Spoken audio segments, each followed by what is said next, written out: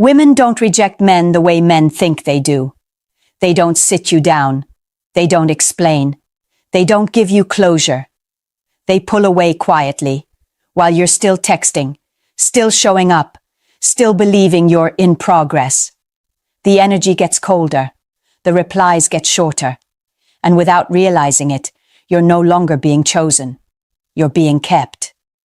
Most men don't lose a woman because they did something wrong. They lose her because they never noticed the exact moment her interest died, and by the time they feel it, it's already over. Here's the uncomfortable truth. Women give away their level of interest almost instantly. Not with words, but with behavior. If you don't know how to read it, you end up investing where respect is already gone. If you do, you stop wasting emotional energy and take your power back. Women aren't confusing. They're consistent. What confuses men is that they keep listening to words instead of watching patterns. In this video, I'm breaking down 5 instant signs that reveal when a woman isn't interested, so you're never left guessing where you stand. Each one shows you exactly how she's positioning you in her mind. If this kind of clarity matters to you, like the video and subscribe. This channel is for men who want to understand women without losing themselves. And it starts by seeing what's right in front of you. Most men grow up believing one simple rule. If a woman isn't interested, she'll say it. She'll be honest, direct, clear. That belief is comforting and completely wrong. Women rarely reject men with words. They reject them with behavior, quietly, gradually, without ever announcing it. And this is where so many men lose power without realizing it, because they keep waiting for a verbal answer that is never coming. Here's the part no one prepares you for. Saying no costs women something. It creates tension. It invites confrontation. It risks backlash. So instead of closing a door outright, most women leave it slightly open. Not because they want you, but because keeping options costs them nothing. They avoid the word no to preserve choice. They soften their disinterest to avoid conflict. And they allow just enough attention to keep validation flowing. From the outside, it looks confusing. From the inside, it's very consistent. This is why men stay longer than they should. They keep explaining, keep adjusting, keep giving more, thinking effort will turn ambiguity into desire. But attraction doesn't grow from negotiation. It fades when a man ignores what's already being shown. Behavior is the truth language here, always has been. When interest is present, it shows up naturally, through attention, warmth, investment, and ease. When interest is gone, it doesn't disappear loudly. It withdraws in small, deniable ways. And the man who understands this doesn't argue with reality. He reads it early. Power doesn't come from forcing clarity out of someone who benefits from staying vague. Power comes from recognizing patterns before emotional investment turns into emotional debt. The strongest men aren't waiting to be chosen. They're observing whether a woman is choosing them at all. Once you stop expecting honesty in words, you start seeing honesty everywhere else. In how she looks at you, in how she responds, in how she prioritizes, or doesn't. And when you learn to trust behavior over hope, you stop chasing explanations, you stop performing for approval, you stop offering effort where interest has already expired. That shift alone changes everything because now you're no longer reacting. You're reading the situation as it is and deciding accordingly. And that brings us to the first place women reveal the truth long before they ever say it out loud. Number 1, her eyes are already leaving. Before a woman pulls away with words, she pulls away with attention, and attention always shows up in the eyes first. When a woman is genuinely interested, her focus settles. Her gaze stays with you. Not because she's trying to be polite, but because nothing else in the room feels more relevant than the man in front of her. But when interest drops, her eyes stop landing and start scanning. She looks past you instead of at you, over your shoulder, toward the door, toward movement, toward possibilities. Her attention fractures, and it's not subtle once you know what you're looking for. The eyes don't linger. They dart. They disengage. They move like she's already somewhere else mentally, because she is. Men often misread this. They assume distraction means nerves, shyness, or boredom that can be fixed with better conversation. So they talk more, they explain more, they try harder, and that's the mistake. A woman doesn't look away when she's deciding how to connect with you. She looks away when she's deciding what else might be better. You'll see it everywhere once you stop ignoring it. At a bar, she keeps glancing around every time someone walks in. At a coffee shop, her phone comes out mid-conversation, not because it rang, but because her interest did. In texting, she leaves your message unread while staying active everywhere else. That's not busyness. That's priority. Here's the part most men don't want to accept. Women look at what they're still considering. When she's interested, her eyes naturally come back to you. When they don't, it's because she's already evaluating other options, and the more you push when her eyes are elsewhere, the lower your value drops. Attention can't be negotiated. It responds to presence, not pressure. The strongest move in this moment isn't to compete harder. It's to notice faster. When you pull your energy back instead of chasing her attention, something shifts. You stop feeding an interaction that's already losing momentum. You stop auditioning. And suddenly, the dynamic changes. Not because you demanded anything, but because you removed what was being taken for granted. A man who doesn't chase wandering eyes becomes the man whose presence is felt when he's no longer trying to be seen. And that's when interest either recalibrates or disappears completely. Either way, you win by not lying to yourself. Number 2, her voice loses emotional color. A woman's voice will always tell you how she feels before her words ever do.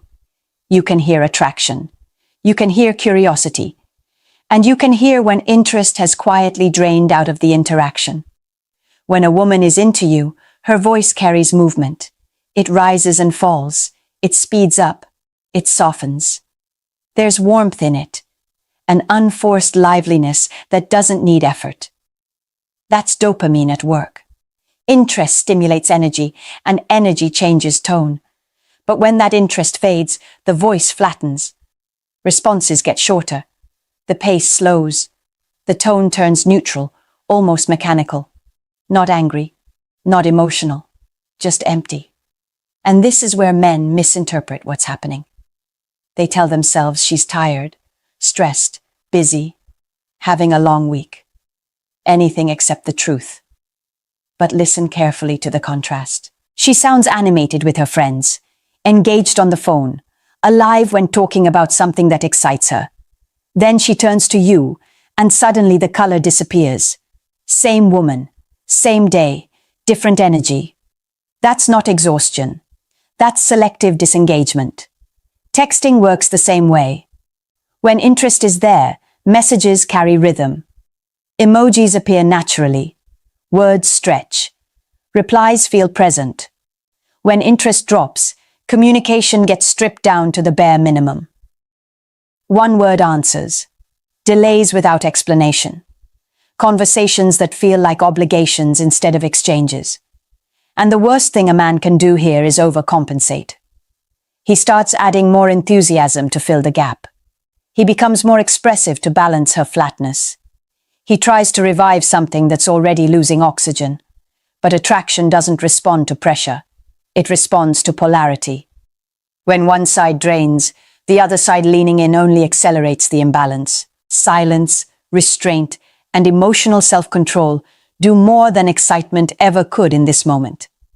When you stop rewarding low energy with high effort, you change the dynamic.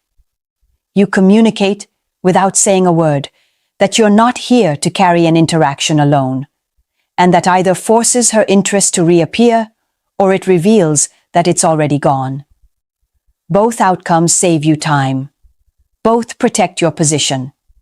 A man who doesn't chase emotional scraps becomes the man whose presence is felt when he withdraws it. And that quiet shift sets the stage for something most men never see coming.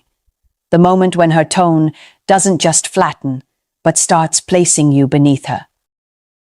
There is a very specific moment where everything quietly shifts, and most men miss it completely. It's not when she leaves. It's not when she ghosts. It's not when she says she's confused. It's the moment you start giving more to compensate for what she stopped giving. You feel the change before you understand it.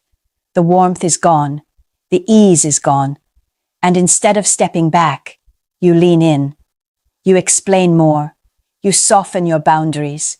You try to be more understanding, more patient, more accommodating, hoping that effort will restore what disappeared. That's the pivot. That's where power leaks out. Men are taught that persistence equals strength. But in attraction, persistence in the face of withdrawal reads as insecurity. The more you explain yourself, the more you negotiate for connection, the more you reveal that you're invested in an outcome she's already drifting away from. And right here, without a single argument, your position changes. Number 3. Her tone starts placing you beneath her. Tone isn't just sound, it's hierarchy. When a woman respects you, her tone carries openness, curiosity, softness. There's space for you in it. But when she no longer fears losing you, that tone sharpens. She interrupts you. She sounds impatient. She responds with clipped answers. She sighs. She rushes you. Nothing overt, nothing dramatic, just enough edge to test whether you'll accept being spoken to differently. And most men do. They brush it off. They rationalize it. They tell themselves she's just stressed. But what she's actually doing is recalibrating the dynamic, seeing how much distance she can create without you pushing back. Here's the part that stings. Women don't lower their tone with men they value. They lower it with men they believe will stay anyway. Watch the contrast. Notice how she speaks to someone she wants to impress. Then notice how she speaks to you. That difference is information. And it's more honest than anything she'll ever say. The mistake men make here is continuing to invest while their status is being quietly downgraded. They reward dismissiveness with patience, disrespect with understanding. And every time they do, the imbalance locks in deeper. Respect doesn't come from demanding better treatment.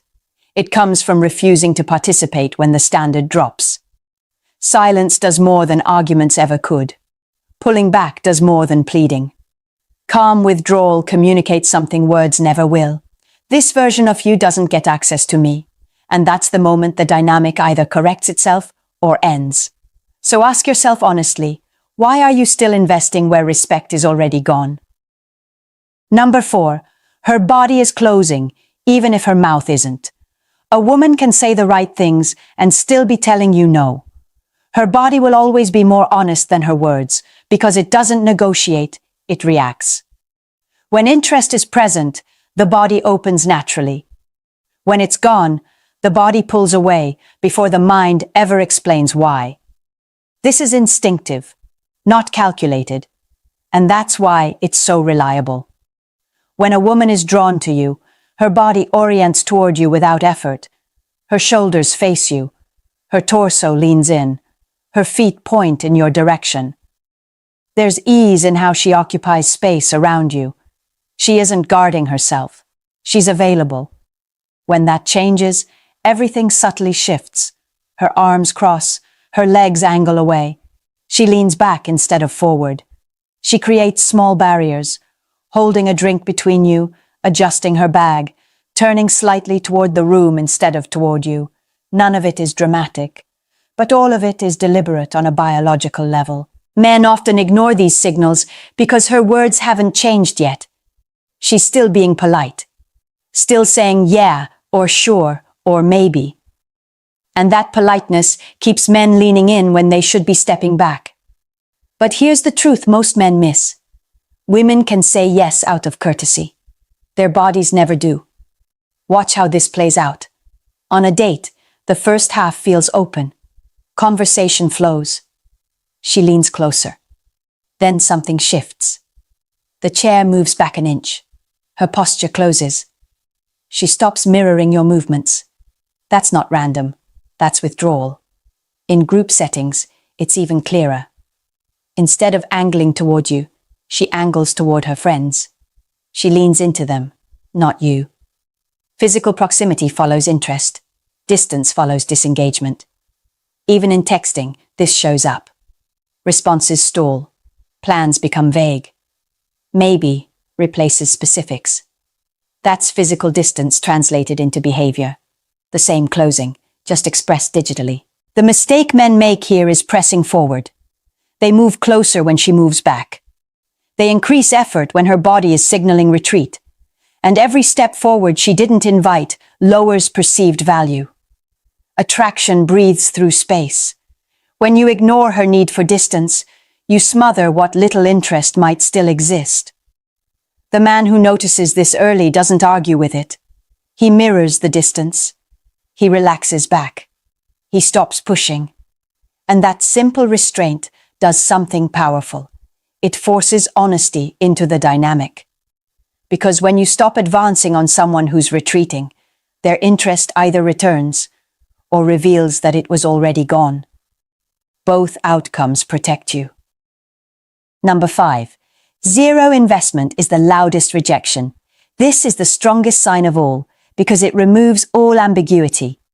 When a woman is interested, she invests.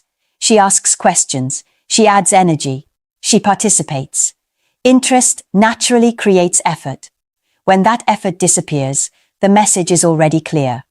And yet, this is the sign men resist accepting the most. Instead of effort, you start getting placeholders. Short replies, delayed responses, conversations that never go anywhere. She answers, but she doesn't engage. She reacts, but she doesn't initiate. You carry the interaction while she simply receives it. This isn't confusion, it's positioning. Modern dating calls it breadcrumbing, giving just enough attention to keep you present, but never enough to move forward. From a power perspective, it's simple. She's keeping you warm while she waits to see if something better shows up. Look at how it plays out. You ask questions. She answers without asking anything back. You suggest plans. She says, maybe, we'll see, or I'll let you know. Specifics disappear. Commitment is postponed. Momentum dies slowly, but deliberately. And the most revealing part? She's not absent. She's active. Just not with you. She's online. She's posting. She's engaging elsewhere. So when men say, she's just busy, what they're really doing is protecting themselves from the truth. Because admitting she's choosing not to invest is uncomfortable. Here's the insight most men never hear. Attention that costs nothing has no value. When you continue giving time, validation, and emotional energy to someone who isn't matching it, you teach her exactly how little effort is required to keep you. You lower your own price by offering yourself at a discount. Women don't respect access that doesn't have conditions, and they don't fear losing what never asks for investment in return. The shift happens when you stop filling the silence, when you end conversations instead of dragging them, when you stop chasing clarity from someone benefiting from your uncertainty. Not as punishment, but as self-respect. A man who requires mutual investment doesn't need to announce it. He demonstrates it by what he no longer gives away freely. And here's the part that changes everything. Most men are afraid to pull back because they think it guarantees loss. But the truth is, staying when there's no investment guarantees something worse. You stay visible, available, and easily replaceable. When you step back, one of two things happens. She steps forward, or she disappears. Both outcomes tell you exactly where you stand, and both save you from continuing to invest in a position you were never meant to hold. There's a reason some men never get breadcrumbed, never get kept warm, never get slowly faded out. It's not because they're louder, smoother, or more aggressive. It's because they move through relationships with a different internal posture. They don't chase interest. They screen for it. When you look at the 5 signs together, a pattern becomes impossible to ignore. The eyes wandering, the voice going flat, the tone turning sharp, the body pulling away, the effort disappearing. None of these are random. They're all responses to one thing: how available you are without requiring anything in return. Women don't test men they fear losing. They test men they believe will stay, no matter how little they give. And this is where everything locks in. The man women respect doesn't demand clarity. He doesn't ask for reassurance.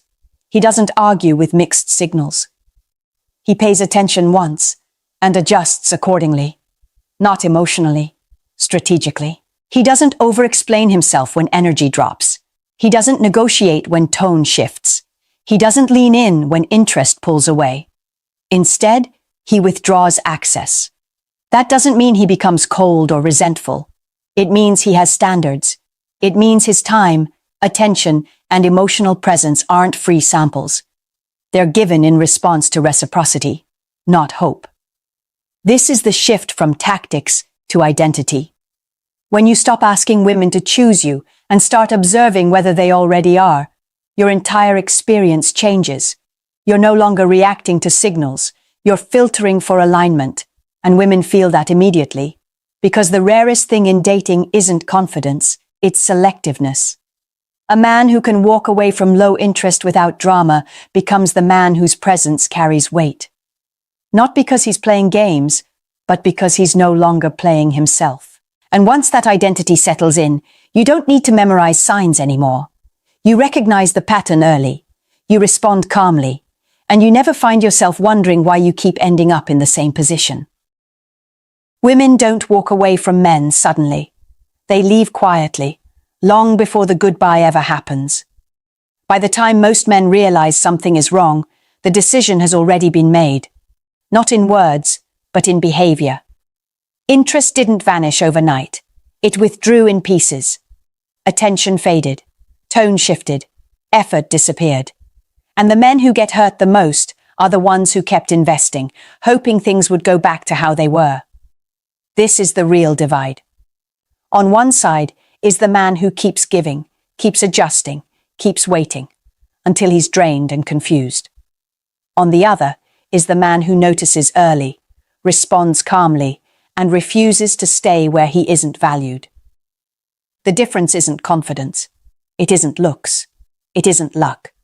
It's awareness and the willingness to act on it. If you've ever felt like you were doing everything right and still not being chosen, this is why. You weren't failing. You were staying too long after the signs were already there. And the moment you stop doing that, everything changes. Because when you no longer chase interest, you stop rewarding indifference. When you stop rewarding indifference, respect either shows up or the situation removes itself. Both outcomes protect you. If this perspective resonates, subscribe to the channel. This space is for men who want clarity instead of confusion, strength instead of self-betrayal, and standards instead of hope. And if you've recognized one of these signs in your own life, leave a comment. Awareness starts with honesty. Share this with the man who keeps asking himself, why does this keep happening to me? Now you know the answer. Every man thinks he's safe until he finds out he wasn't. She told you what you wanted to hear. She played the role perfectly, and because you were blinded by attraction, you missed the truth that was staring you in the face. Loyalty isn't about what she says, it's about what she shows. Ignore that reality, and you'll join the long list of men who thought their situation was different. I don't want that for you. Stay with me, because I'm going to reveal 10 signs she'll never be a loyal woman. Miss even one, and you could lose years of your life to the wrong person. As a psychologist and relationship coach, I've spent years studying how women reveal their loyalty, or their lack of it, without even realizing. That's why I want you to subscribe right now, so you don't miss the insights that could save you years of wasted time. And I'd love to hear from you. Have you ever been blindsided by a partner you thought was loyal?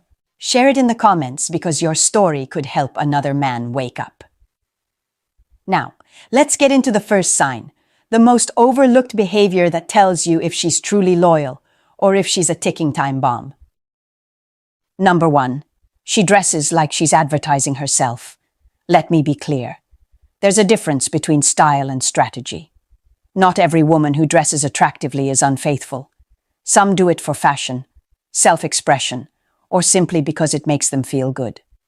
But a woman who constantly steps out in outfits that scream for attention isn't expressing creativity. She's broadcasting availability. Short skirts, deep cleavage, clothes so tight you can see her breakfast. This isn't fashion, it's marketing. And who is she marketing to? Not you, my friend. You already bought the product. That display is for every other man with a wandering eye. Now, she'll tell you the classic line. I dress for myself. That's the biggest lie men fall for. Nobody spends hours on hair, makeup, squeezing into uncomfortable shoes that tear their feet apart just to feel pretty. It's about supply and demand. Every glance from a stranger is a dopamine hit, a small rush that says, I still have options. And if she constantly needs that validation, your attention will never be enough. Here's the brutal truth. A woman who cannot survive without being seen by dozens of men will eventually seek more than just looks. When one source of attention runs dry, she'll need backups. You'll find yourself competing not with another man, but with the entire audience she's trying to captivate. And let me tell you, that is a competition you will never win. A loyal woman doesn't need a spotlight. She doesn't dress to prove her worth to strangers. She already knows who she belongs to, and she shows it by reserving her presence for you, not for the crowd. Number 2, her social media has become a stage. Look closely at her online world. If her Instagram looks less like a photo album and more like an audition tape, you're not in a relationship. You're watching a performance. Bikini shots, gym selfies cropped just right, endless stories designed to provoke thirsty comments. This isn't about memories. It's about building an audience. And make no mistake, an audience is never loyal to one fan. You'll hear the excuses. I just like sharing my life. Or, it's for my fitness journey. Don't get fooled. When every post is designed to highlight her body, when every angle screams, look at me, the purpose isn't documentation, it's marketing, just like we talked about before. And what comes with marketing? Leads, prospects, options. Here's the cold equation. When a woman consistently puts herself on display for public approval, she's essentially running an open competition. Today, you might be the winner, but tomorrow, someone else will place a better bid. That's not insecurity talking. That's simple math. Exposure plus attention eventually equals temptation. And pay attention to how she interacts with her followers. Responding with heart emojis, playful comments, inside jokes with men you've never met. Those aren't harmless. That's fuel. She's keeping the engine running with dozens of invisible suitors lined up behind the curtain. A loyal woman doesn't need a digital fan club. She doesn't need to broadcast her body for validation. She invests her energy into the relationship, not into strangers' news feeds. If her phone looks like a stage, then you're not her partner. You're just her current subscriber. Number 3. Her wild past never really disappears. Men love to believe they're the exception. You meet a woman who used to be out every weekend, closing down clubs, living for the thrill, and she tells you, that was the old me. I've grown up now. And you want to believe her. You want to think you're the reason she settled down. But let me tell you something most men don't want to hear. The party girl never dies. She only hibernates. Behavior creates wiring. The brain doesn't just forget years of chasing adrenaline, attention, and novelty. That thrill becomes part of her programming. It's like carving grooves into stone. Once they're there, they don't disappear. You can paint over it with routine, marriage, even children. But the moment stress hits, the paint thins and the old patterns bleed through. Watch carefully. When life gets boring, when responsibilities pile up, when routine sets in, what does she crave? Suddenly, she needs a girls' night. Suddenly, she's reconnecting with old party friends. Suddenly, she's talking about how she misses feeling young. That's not nostalgia. That's a relapse waiting to happen. Here's the truth most men ignore. You don't reform a thrill seeker with stability. You only delay the inevitable. And who represents the ultimate routine more than a long-term partner? You. Which means eventually she'll look for that missing spark outside of you. A loyal woman doesn't need the chaos of her past to feel alive. But if her history is full of chasing excitement, understand this. It isn't history. It's a sleeping pattern waiting to wake up. And when it does, you'll realize she was never really finished with that life. She was just on intermission. Number 4. She has more male friends than female friends. On the surface, it might look harmless. She says, "I just get along better with guys."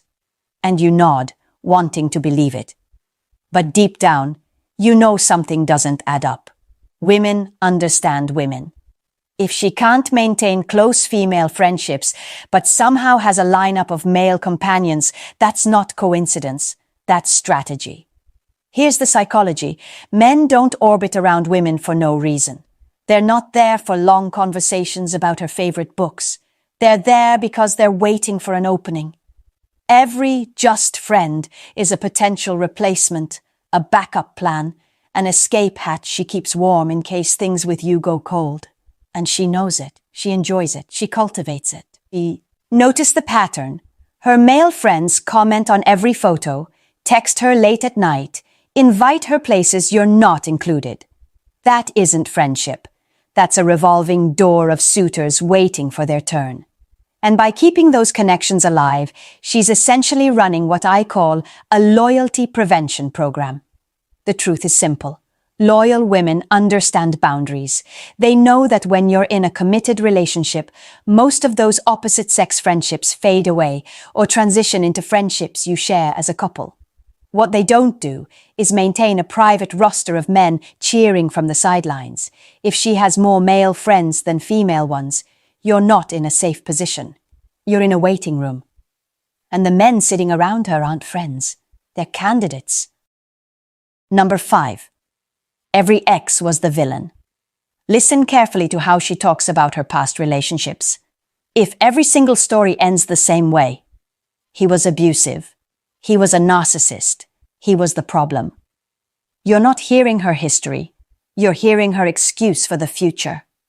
Here's the psychology. Someone who refuses to take responsibility for failure never learns from it. And if she hasn't learned, she will repeat the same pattern. Only this time, you're the one cast in the role of the bad guy. It's already written into her script. When she cheats, when she disrespects you, when she moves on, it won't be her fault. It will be yours. She'll rewrite the story until you're the one who caused her pain, the one who didn't love her enough, the one who held her back. Sure, it's possible for someone to have 1 or 2 rough relationships. But when every ex is painted as a monster, the common denominator isn't the men, it's her. That's not bad luck. That's a refusal to face her own behavior. And here's what most men don't see. By rescuing a woman who always plays the victim, you're signing up to become her next villain. She doesn't need healing. She needs accountability.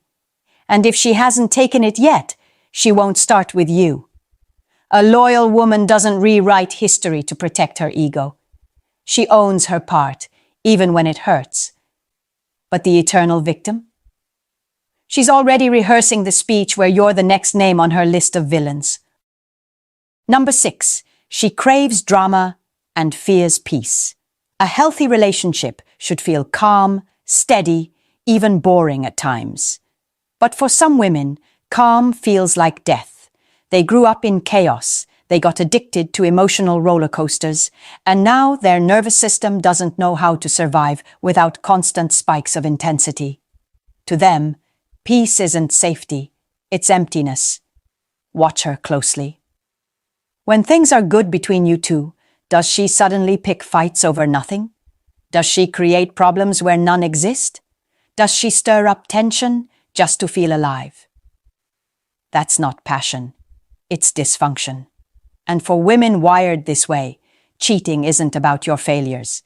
It's about creating another high. Sneaking around, the danger of being caught, the thrill of the forbidden. This is all just fuel for their addiction to chaos. Here's the painful truth.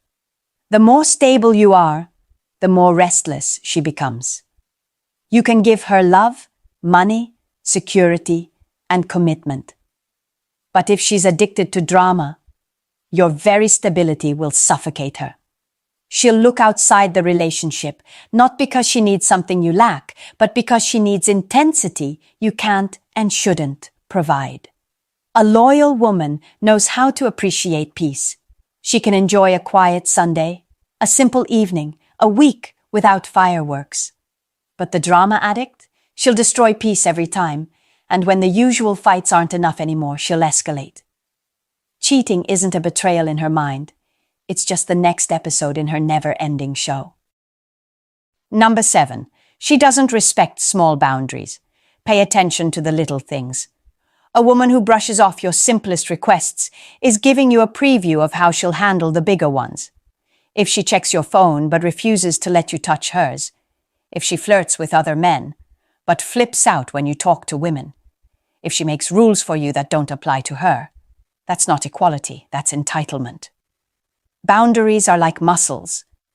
If someone can't lift the light weights, they won't be able to handle the heavy ones. If she can't respect "don't text your ex," then don't expect her to respect "don't betray this relationship." It's the same principle, just a different level of resistance. Watch how she reacts when you set even the smallest boundary. Does she respect it? Does she test it? Does she mock it? Or worse, does she flip it back on you and accuse you of being controlling? That reaction tells you everything. Because a loyal woman doesn't fight boundaries. She understands they're the guardrails that keep a relationship safe. The mistake most men make is ignoring these early signs, thinking it's just a small issue. But those small issues are practice runs for faithfulness. A woman who dismisses them is already showing you that rules don't apply to her. Here's the truth. If she can't pass the small tests, she will fail the big one. And the price you'll pay isn't a minor inconvenience. It's your trust, your peace, and eventually your relationship. Number 8. She moves too fast in love. It feels flattering at first. She tells you she loves you after just a few weeks. She wants to move in right away. She acts like you've been together for years when you've barely started. Most men mistake this intensity for passion. They think, she must really see something special in me. But here's the truth. She doesn't love you. She loves the idea of being in love. This behavior isn't romance, it's instability. Women who attach instantly also detach instantly. They're not choosing you after careful thought. They're grabbing onto whoever is available. That's not loyalty. That's fear of being alone. And fear-driven attachment always comes with overlap.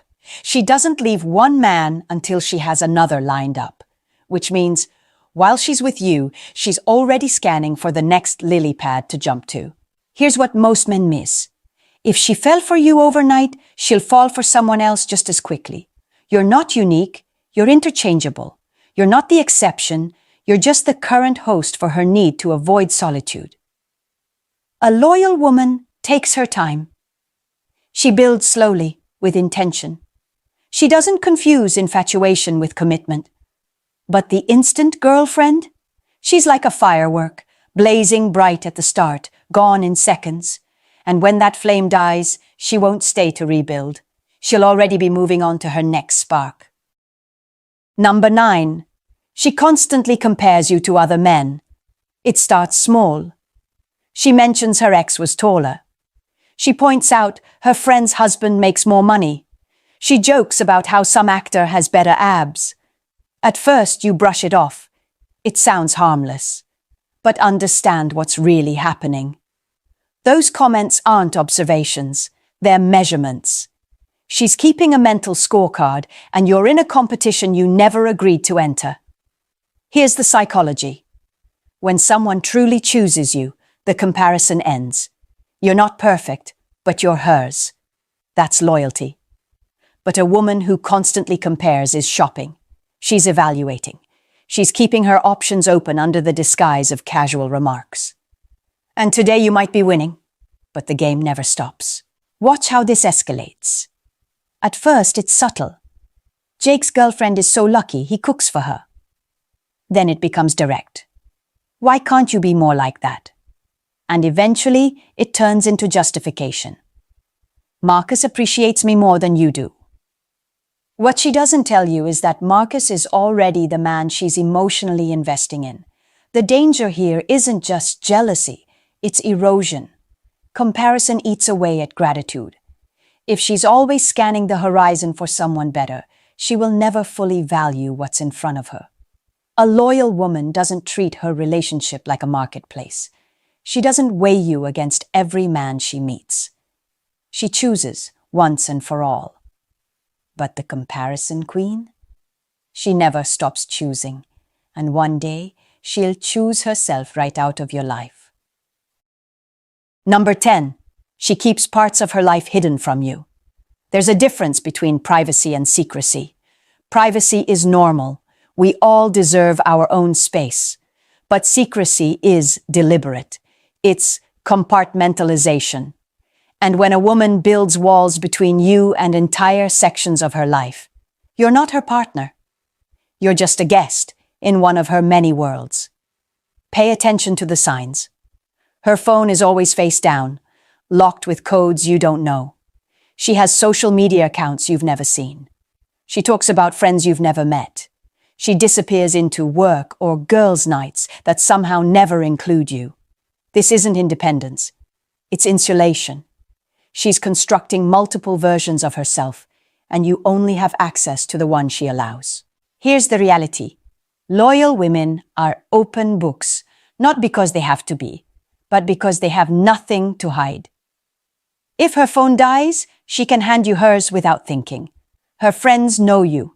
Her online life includes you. Her storylines match up no matter who's listening. But the secret keeper lives a double life. And double lives always collapse, usually on top of the man who trusted her. She'll frame it as, I just need my privacy, but don't be fooled. Those compartments aren't about healthy space. They're about undisclosed activity. If she's separating her life into locked boxes, ask yourself why. Because the truth is, when loyalty exists, integration follows naturally. And when secrecy rules, betrayal is only a matter of time. You've just heard the 10 clearest signs that a woman will never be loyal. If you recognized more than one of them in the woman you're with, don't brush it off. That's not coincidence. That's a pattern. And patterns don't lie. Here's the part most men hate to face. You cannot transform disloyalty into loyalty. Love doesn't reform it. Commitment doesn't fix it. Sacrifice doesn't heal it. Trying to build loyalty in a woman who lacks it is like trying to build a house on quicksand. You can pour in all the effort and resources you want, but the foundation will always collapse beneath you. And this is where you have to turn the mirror on yourself. Because the real danger isn't just her behavior, it's your blindness. It's the way you saw the signs and ignored them. The way you painted red flags green because you wanted the fantasy more than the truth. That's the moment you stopped being a victim and became a volunteer. Loyalty isn't something you teach, bargain for, or earn. It's a core trait. Women who are loyal don't need to be convinced. They've always been loyal, and they don't know how to be anything else. The tragedy is that too many men waste years trying to rehabilitate women who never had that foundation to begin with. So here's the challenge.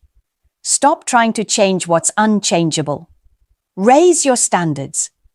Walk away from poison, no matter how attractive the bottle looks.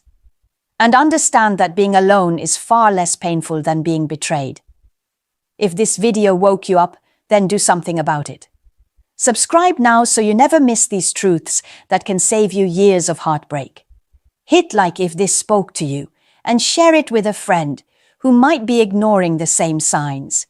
And drop a comment with your story, because your lesson might be the warning that saves another man's future. Your next move is in your hands. To betray. Most men can't tell the difference until the damage is already done. But you don't have to be blind. There are 7 signs that separate women who stay from women who stray. And once you know them, you'll finally see who's by your side and who's waiting to stab you in the back. Now, I'll show you the very first sign that exposes a woman's true nature. And it's not what most men expect. Number 1. Look at how she handles emotional responsibility. This is where the first cracks always show. A disloyal woman will rarely, if ever, admit her role in the problems inside the relationship. Every fight, every cold silence, every disappointment somehow becomes your fault. She points the finger at boredom, at routine, at your supposed lack of attention. And here's the painful truth. Many men accept it. They take on the weight of every flaw, thinking if they just try harder, if they just give more, things will get better. But that's the trap. A loyal woman experiences the same temptations, the same frustrations, but she has something the other never developed: self-control. She respects the bond enough to confront discomfort rather than escape it. She has the maturity to say, "This bothers me," instead of letting resentment rot in silence. The difference may sound subtle, but it's not. One woman shifts the blame, the other takes ownership. One destroys trust by refusing to face herself. The other builds respect by being honest. Imagine the pain of carrying a relationship on your shoulders while she walks free of responsibility. That invisible weight crushes a man's confidence. Over time, he stops trusting his own judgment, because every argument ends with him apologizing for things he didn't even do. That erosion is deadly to a man's self-respect. If you want to know who you're truly dealing with, stop listening to excuses and start watching how she responds when she's called out. Does she deflect or does she reflect? Does she twist the narrative or does she own her part? Emotional responsibility isn't just a detail. It's the root system of loyalty. A woman who refuses to hold herself accountable is already halfway out the door. You just haven't seen it yet. Number 2. Pay attention to how she handles closeness when things get uncomfortable. A woman who is not loyal doesn't break away overnight. She withdraws little by little.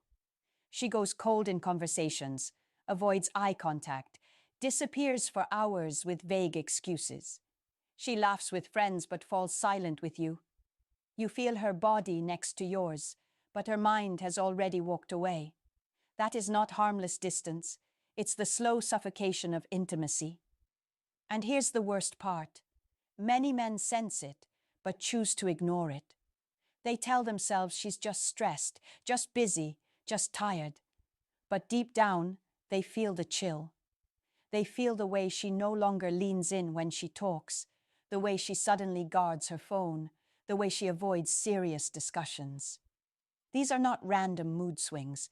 They are signals of emotional escape. A loyal woman doesn't vanish when tension rises. She faces the uncomfortable truth, even if it stings.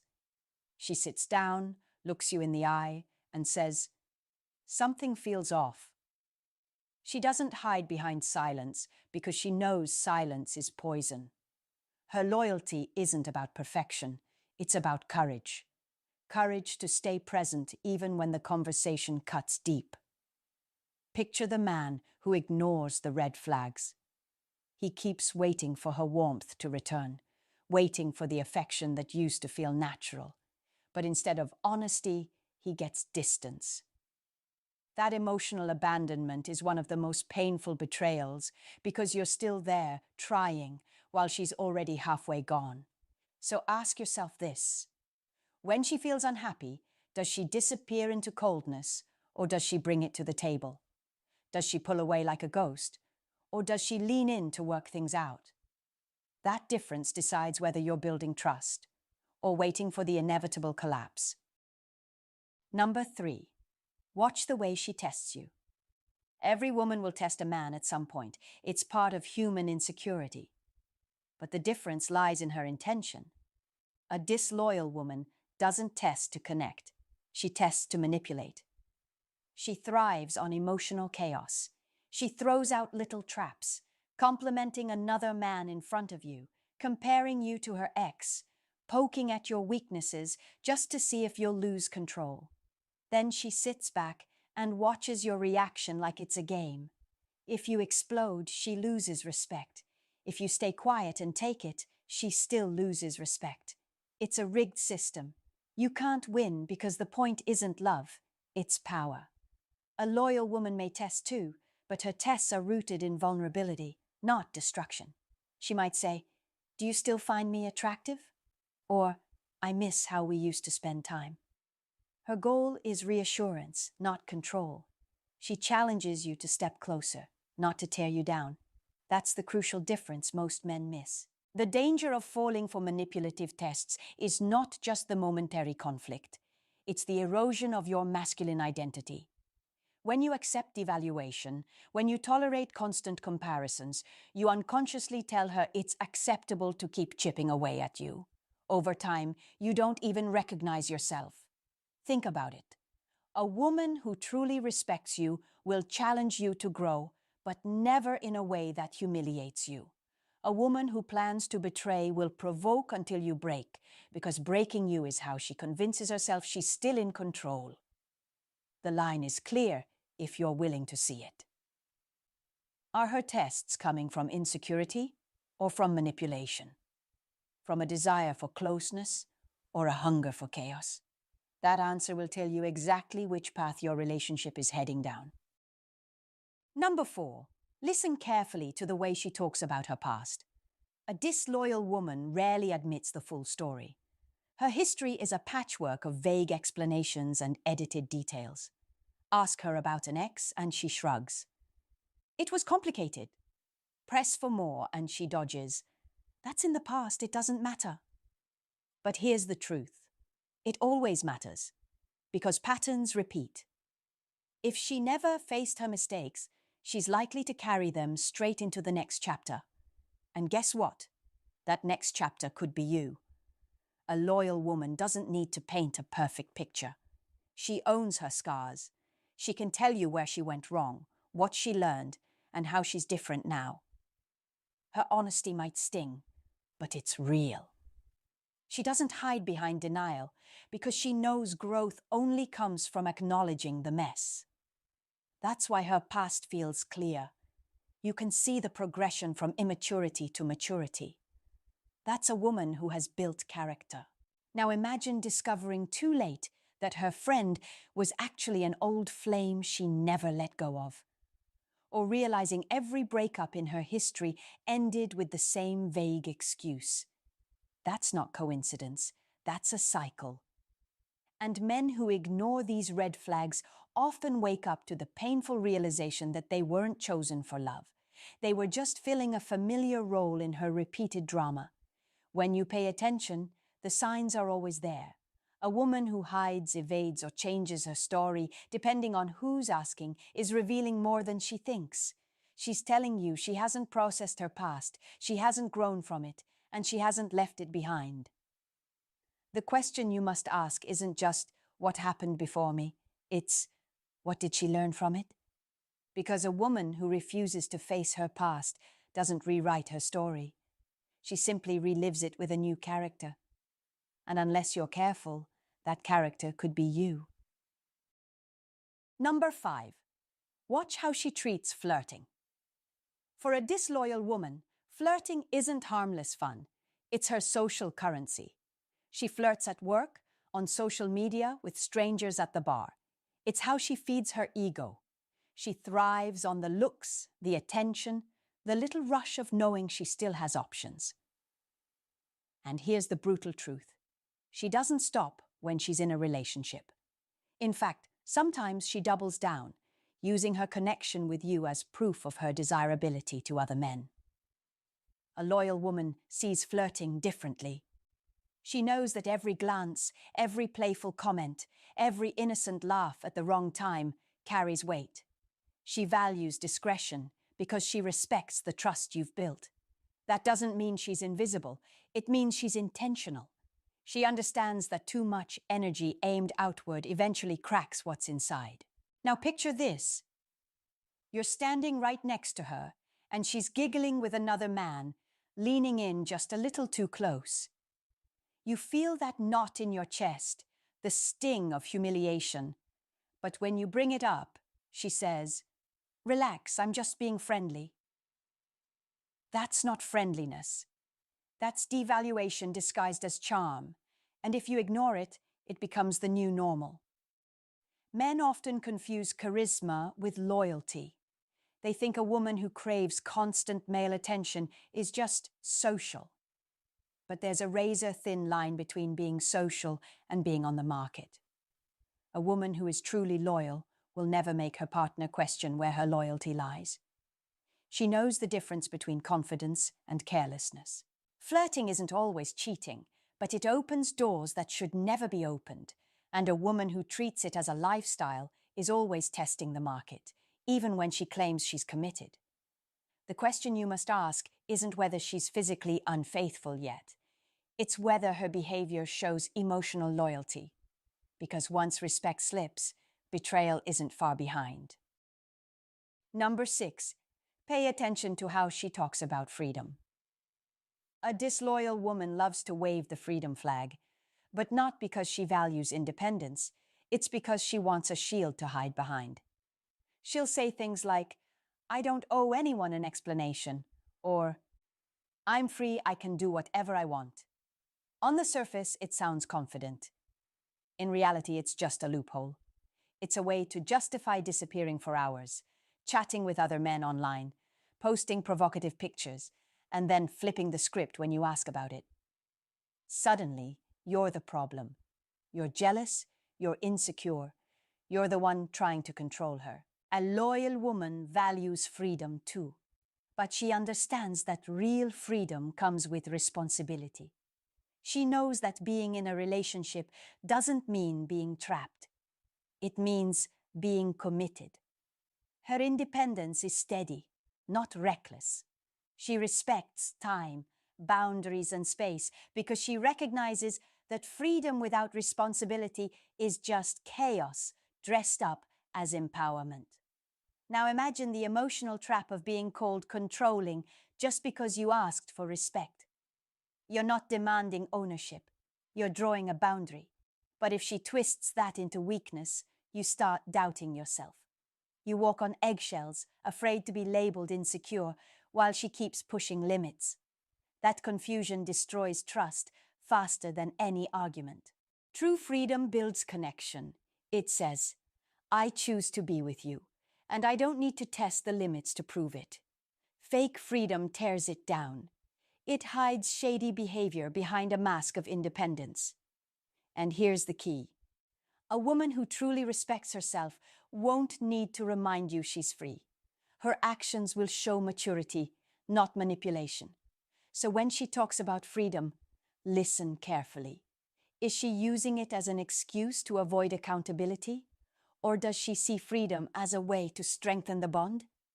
The answer will reveal whether she's building trust or quietly dismantling it while you're left defending yourself against accusations that were never yours to carry. Number 7. Watch how she handles conflict and even how she reacts to compliments. This is where the mask usually slips. A disloyal woman cannot stand the heat of emotional pressure. When tension rises, she doesn't step forward.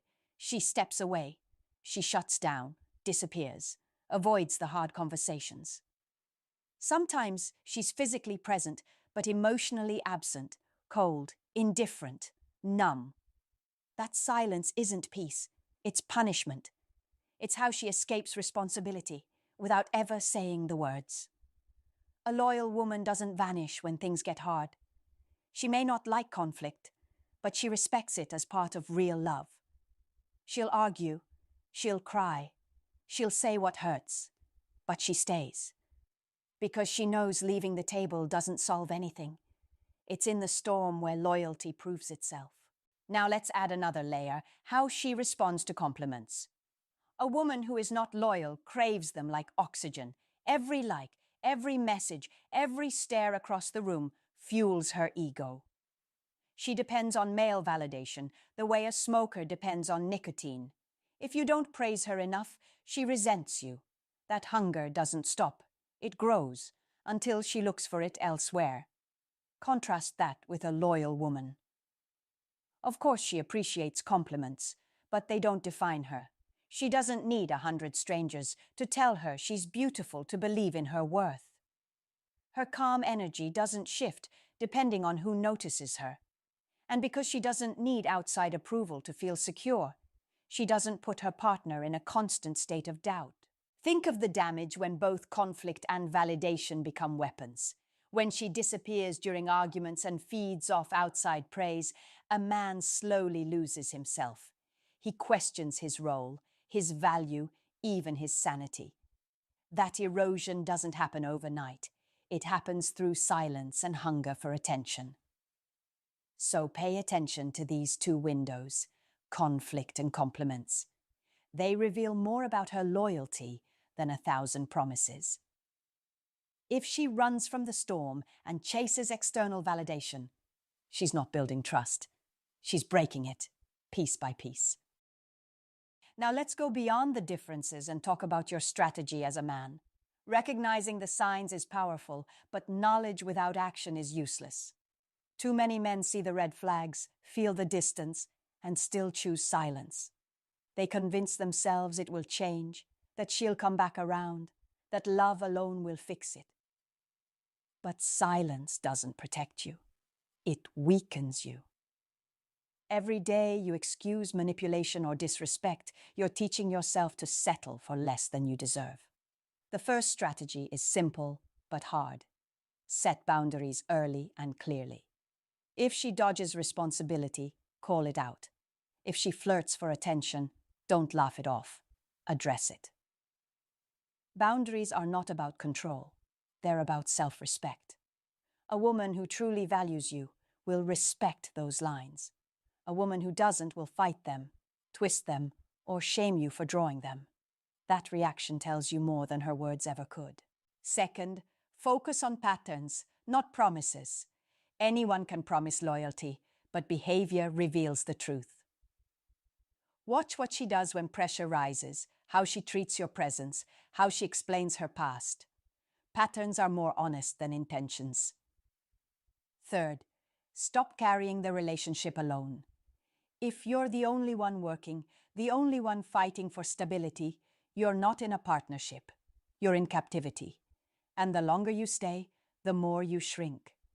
Freedom comes from admitting when you're the only one holding the weight.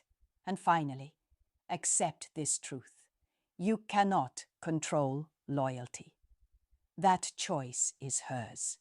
What you can control is how quickly you recognize the warning signs and how firmly you protect your dignity. That's the difference between being drained for years and walking away with your self-respect intact. So don't just study these differences. Live by them. Use them as a compass. Because the man who protects his emotional space is the man who never has to beg for loyalty again. You've seen it clearly now. The differences between a woman who stays and a woman who strays aren't hidden in the shadows. They're in plain sight, written into how she handles responsibility, how she deals with distance, how she tests you, how she speaks about her past, how she flirts, how she defines freedom, and how she faces conflict. None of these are small details. They're the foundation on which loyalty or betrayal is built. The danger isn't that these signs don't exist. The danger is that most men refuse to see them until it's too late. They tell themselves it's just stress, or just a phase, or just part of love. But love without awareness is blind. And blindness in a relationship doesn't protect you. It traps you. Here's the truth. You can't stop a woman from making her choice. Loyalty can't be demanded. But what you can do is sharpen your vision, strengthen your boundaries, and refuse to carry a relationship that's built on excuses and manipulation. That's not control. It's self-respect. So I'll ask you directly, are you going to ignore what you've just learned, or are you going to use it as armor? The difference between years of wasted time and a future of strength starts with that choice. If this video opened your eyes, don't keep it to yourself. Share it with another man who needs to wake up before it's too late. Hit the like button, subscribe, and drop a comment with the words, "Now I see clearly." That way, I'll know you're part of the men who are no longer walking blind. And remember this, you may never control who a woman decides to be, but you can always control how you respond. That control, that calm, unshakable awareness is the real freedom of a man. Every man has a breaking point. The moment he finally decides that peace is worth more than proximity. That love without respect isn't love, it's debt. You don't have to keep proving your worth to someone who keeps testing it. And you don't have to forgive what destroys you just to feel loved, because real strength isn't endurance, it's boundaries. In this video, we're going to expose the 10 things you should never forgive a woman for in a relationship. And more importantly, how walking away from them might be the first time you ever chose yourself. There's a hidden rule no one tells you about relationships. The one who fears loss the most always has the least power. That's why manipulators thrive on your forgiveness. It gives them proof that you won't leave. But here's the twist. The real leverage isn't in love, it's in boundaries. Once you understand that, everything changes. If you've ever wanted to understand how emotional power really works, like this video and subscribe now. Comment yes if you've ever stayed silent just to keep the peace, or no if you've already learned to walk away. Because the first thing I'm about to uncover isn't about her lies, it's about how easily men let them slide. Number 1, chronic lies and alternate realities. It never starts with a big lie. It begins with something small, tiny enough that you brush it off. She says she was home when she wasn't. Says a message was from a friend when it wasn't. The price of the dress, the story about where she went. Details so minor you'd feel ridiculous calling them out. That's exactly the point. The first lie is a test. Not of your intelligence, but of your boundaries. A woman who lies habitually isn't trying to hide mistakes. She's crafting a world where she decides what's real. Every deception that goes unchecked becomes proof that you'll choose peace over truth. And once she learns that lesson, the lies evolve. They move from white lies to full-blown fabrications, secret accounts, double lives, rewritten timelines that make you question your memory. You stop confronting her because it's easier to doubt yourself than to accept what she's done. That's how manipulation begins, by exhausting your sense of reality until you surrender it entirely. The goal isn't simply to deceive you, it's to make you depend on her version of events. You'll start defending her lies to other people. You'll start lying to yourself, telling yourself she means well. That's how she wins. Because once she decides that lying to you is acceptable, she's decided that your truth doesn't matter. And when your truth no longer matters, you're not in a relationship. You're in her illusion. Number 2, public humiliation disguised as humor. It sounds harmless at first, a story told at dinner. A teasing remark in front of friends, a little laugh at your expense. She says, "Relax, it's just a joke." Everyone laughs, except you. You smile to keep the peace, but deep down, something twists. Because you know what really happened. She wasn't trying to be funny. She was trying to remind everyone who's in control. When a woman repeatedly mocks you in public, your habits, your mistakes, your ambitions, she's not building connection. She's broadcasting hierarchy. Each laugh she earns from others is another brick in the wall of dominance she's constructing over you. And when you confront her about it, she flips the script. You're too sensitive, or you can't take a joke. Now you're not only the punchline, you're the problem. Psychologically, this is contempt disguised as intimacy. Contempt doesn't scream. It smirks. It kills slowly, stripping your dignity one funny story at a time. Once she learns she can mock you without consequence, respect begins to die. And when respect dies, love follows. A woman who loves you protects your image in public. She guards your reputation because she values what you represent together. A woman who ridicules you seeks power, not partnership. So the next time she turns you into the joke to make herself look superior, don't laugh with her. Understand what's really happening. She's not sharing humor, she's sharing contempt. And once a woman laughs at you in public, the relationship is already dying in private. Number 3, emotional manipulation and guilt traps. She doesn't raise her voice. She doesn't threaten. She simply makes you feel like a bad man for having boundaries. If you really loved me, you don't care about me anymore. I guess I'm just not enough for you.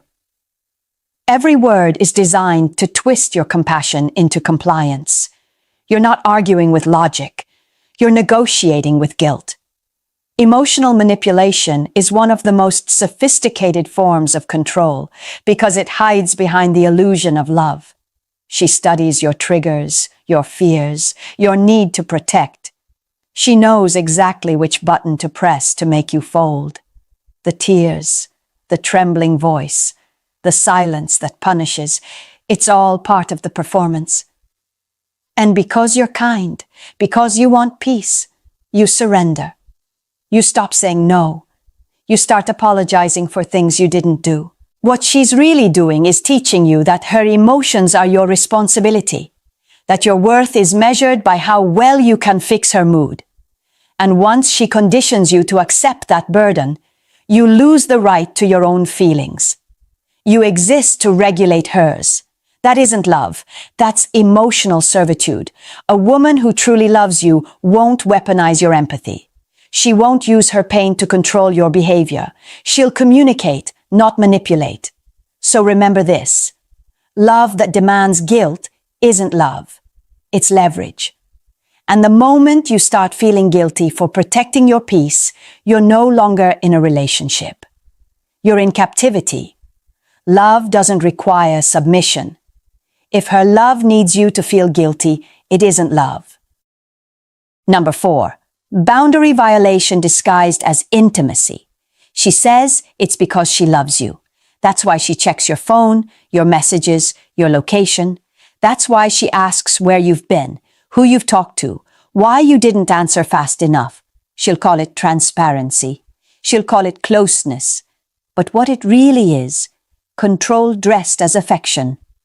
A woman who violates your privacy isn't looking for connection. She's looking for confirmation that she owns you. Every time she crosses a boundary and you let it slide, she learns that your autonomy is negotiable. What begins as curiosity turns into interrogation. What starts as, I just worry about you, becomes, I don't trust you. And soon, you'll find yourself explaining every move, every call, every minute, as if you're the one on trial. In healthy relationships, intimacy and individuality coexist.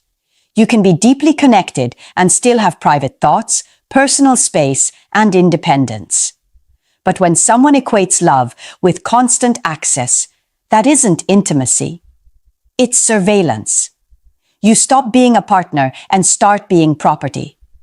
This kind of behavior corrodes your sense of self. You begin to shrink, editing your actions to avoid accusations. You stop sharing the truth because honesty will only be used against you. and eventually you lose the quiet confidence of being your own man. Love never demands surrender of identity. Love respects the walls that protect your peace. So remember, a woman who doesn't respect your boundaries doesn't love you. She wants to own you. And once ownership replaces respect, love doesn't live there anymore. Number 5. Physical or property aggression. It starts with something you can excuse. A slammed door, a broken glass, a shove during an argument. She cries afterward, says she just got overwhelmed, that it will never happen again. You want to believe her, because the alternative means admitting you're no longer safe. But make no mistake, aggression is not an accident. It's a message. It says, I will use fear to control you. Violence in any form, against you, your belongings, or your space, is the purest expression of dominance. It isn't passion. It isn't frustration. It's a power play. People don't lose control randomly. They choose when, where, and with whom to explode. She doesn't throw things at her boss. She doesn't shove her friends. She only does it to you because she knows you'll stay. And that's how it escalates. The first push becomes a grab. The grab becomes a slap, then a punch through the wall near your head. Every time you forgive, she learns the same lesson. Fear works. It keeps you quiet. It keeps you compliant.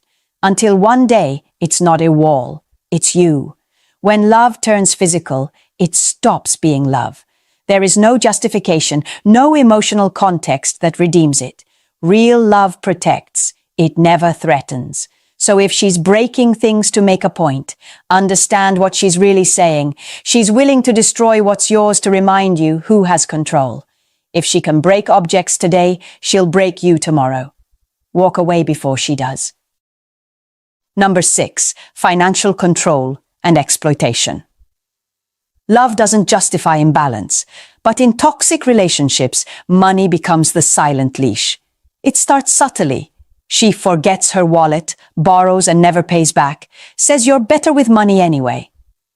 Then the narrative changes. Suddenly your income is our money, but hers is her freedom. She'll call it sharing. She'll call it teamwork. But it's not partnership if one person is carrying all the weight. Financial control isn't about bills or budgets. It's about power.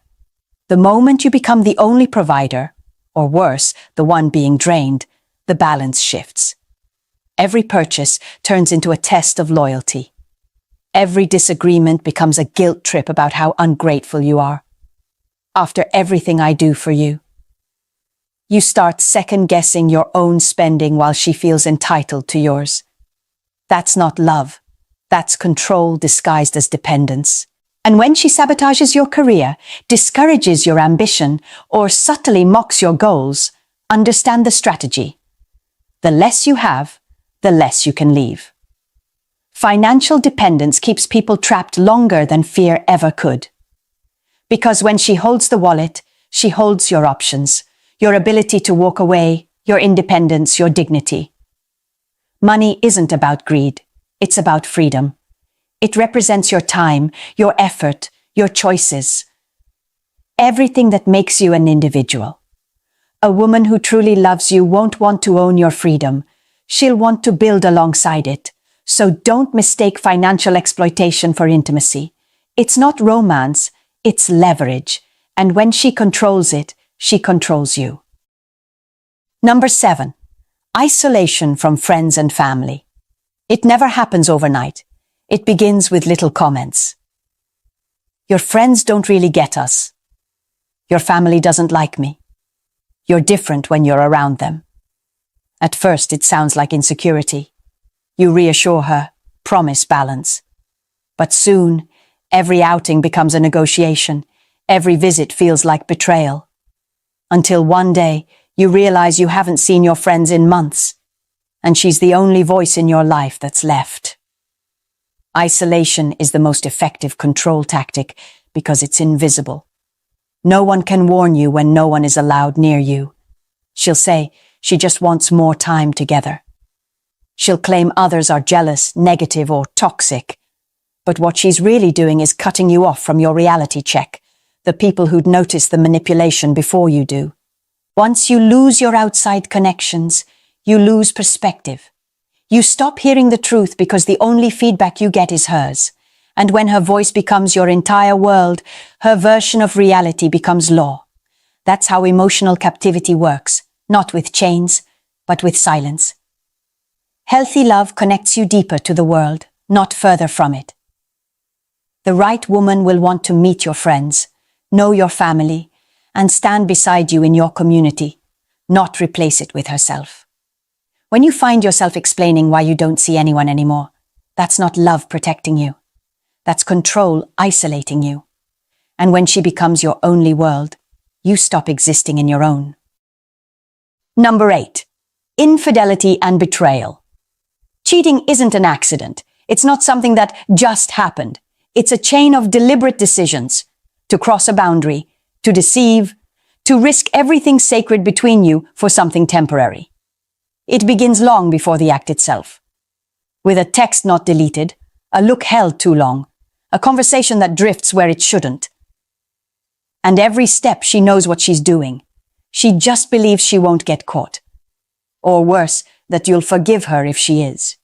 Infidelity is not about passion. It's about entitlement. It's the belief that her desires matter more than your trust, that her impulses are worth the pain they cause. And when caught, the script is always the same. We were going through a rough patch. You weren't giving me what I needed. It didn't mean anything. But every excuse only reinforces the truth. She chose selfishness over respect. Forgiveness won't restore what was broken, because infidelity doesn't just destroy trust. It rewrites it. Once she's crossed that line, you'll never again believe her words the same way. Every text will carry suspicion. Every silence will echo. You'll live in a state of quiet vigilance, guarding yourself from someone who should have been guarding you.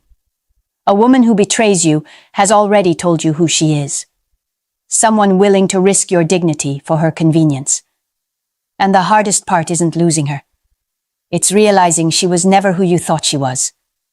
Cheating isn't a mistake. It's a message. Believe it.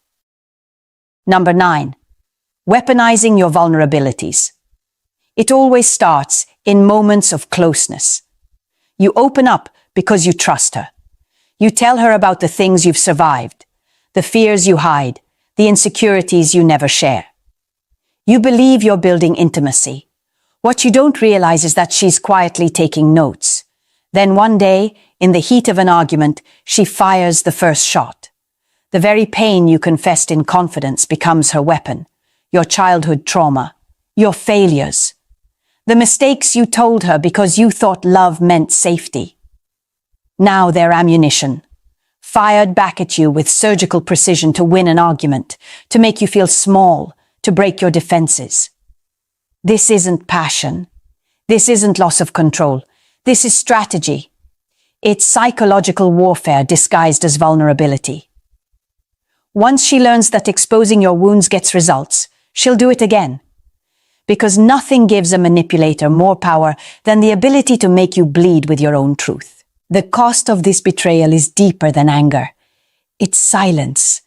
You stop sharing. You stop trusting. You start guarding every thought, every emotion. The relationship may look alive, but it's emotionally dead, because intimacy cannot exist where safety has been violated. A woman who uses your pain against you doesn't understand it. She exploits it. Real love shelters your wounds. It never weaponizes them. So the next time someone turns your confessions into knives, don't make excuses for her cruelty. Once she uses your pain against you, she's no longer your partner. She's your enemy. Number 10. The abuse apology love bombing cycle. This one is the most dangerous because it feels like love. She hurts you with words, with contempt, with control, then rushes in to fix it. Tears, apologies, promises to change. Suddenly she's affectionate again, cooking your favorite meal, whispering how much she needs you. For a moment it feels like peace. You tell yourself it's over. You want to believe it's different this time. But it's not. It's just the calm between storms.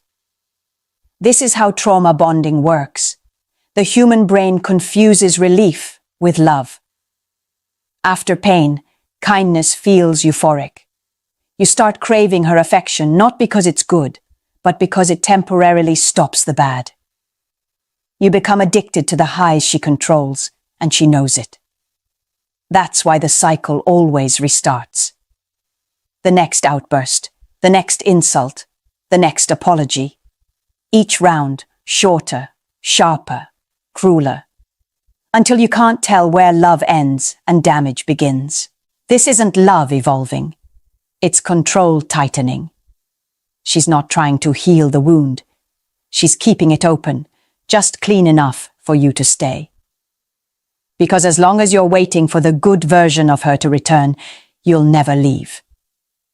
Healthy relationships don't require recovery periods. They don't need grand gestures to erase harm. They don't destroy you one day and adore you the next. So don't mistake the apology for transformation. Don't mistake affection for safety. She's not changing. She's resetting the trap. Forgiving the unforgivable doesn't make you noble. It makes you disappear. Every time you excuse a lie, a humiliation, a manipulation, a betrayal, you chip away at the man you used to be. You tell yourself it's compassion, understanding, maturity.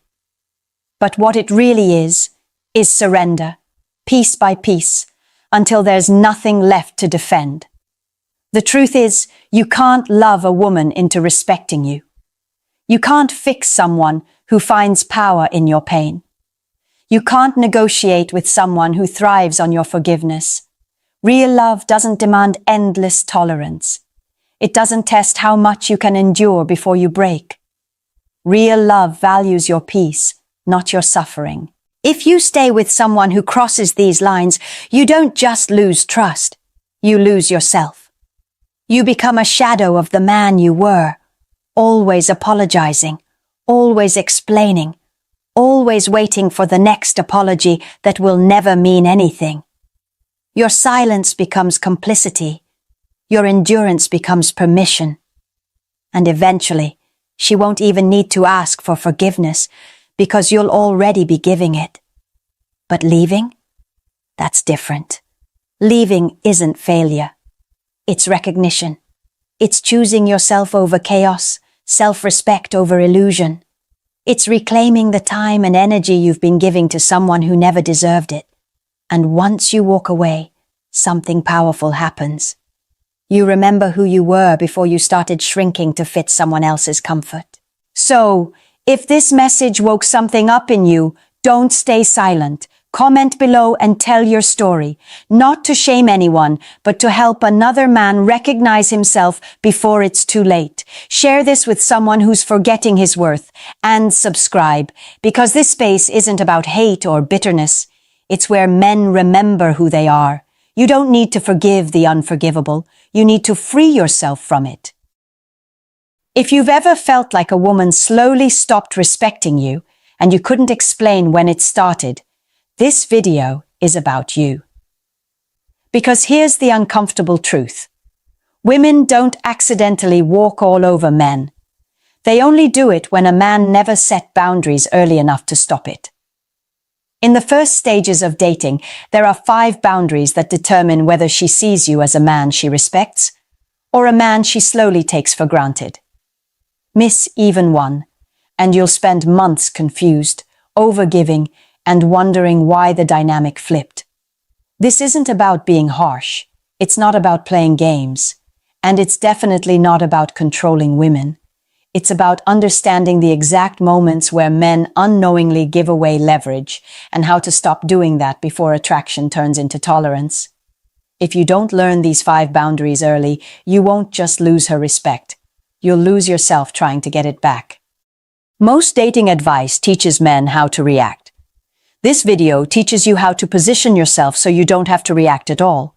The difference isn't confidence or charisma, it's structure. Boundaries create structure, and structure determines who leads the dynamic and who adapts to it. If you're ready to shift from guessing to understanding, like the video and subscribe now.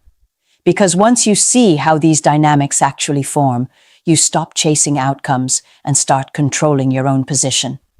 And that shift begins with the very first boundary most men ignore. Let's break that open. Number 1. Never open financial access before she's earned it. Men confuse sharing with bonding. You think talking about money is just conversation. You think you're being transparent, relaxed, authentic. But that's not how it lands on the other side of the table. To a woman, early financial information is not intimacy. It's data. The moment you talk about your income, your investments, the cost of your car, the trips you're planning, something subtle but irreversible happens. You stop being a man she's discovering, and you start being a man she's measuring. Not emotionally, practically. This is what I call the provider audition. She hasn't chosen you yet. She hasn't committed. She hasn't invested. But you're already standing on stage, proving your usefulness. And the dangerous part is that you usually don't even notice it happening. You mention your salary casually. You joke about a bonus. You talk about how much you've saved this year. You think you're just making conversation. But in her mind, a quiet assessment begins. Stability, capacity, access. From that point on, attraction stops being emotional and starts becoming evaluative. Here's the truth most men don't want to hear. Once a woman starts evaluating your wallet, she stops feeling you. Curiosity turns into calculation. Tension turns into expectation. And no, she doesn't need to ask you for money for this shift to happen. All she has to do is observe how freely you expose it, how eager you are to signal that you can provide, how quickly you turn your financial life into proof of worth. Men do this because they were taught that providing equals value, that security equals desirability. But early on, provision doesn't create attraction. It replaces it. You're no longer the man she wants. You're the man she's seeing what she can get from. That's why this boundary matters so early. Because once the frame changes, you don't get it back. You can't talk your way out of being evaluated. You can't charm your way back into mystery. The moment she starts evaluating your wallet, attraction stops being emotional. It becomes transactional. When you step in too early and start solving her financial problems, something critical shifts, and it's not in your favor. You don't become her partner. You become her support system. That's the role downgrade most men never see coming.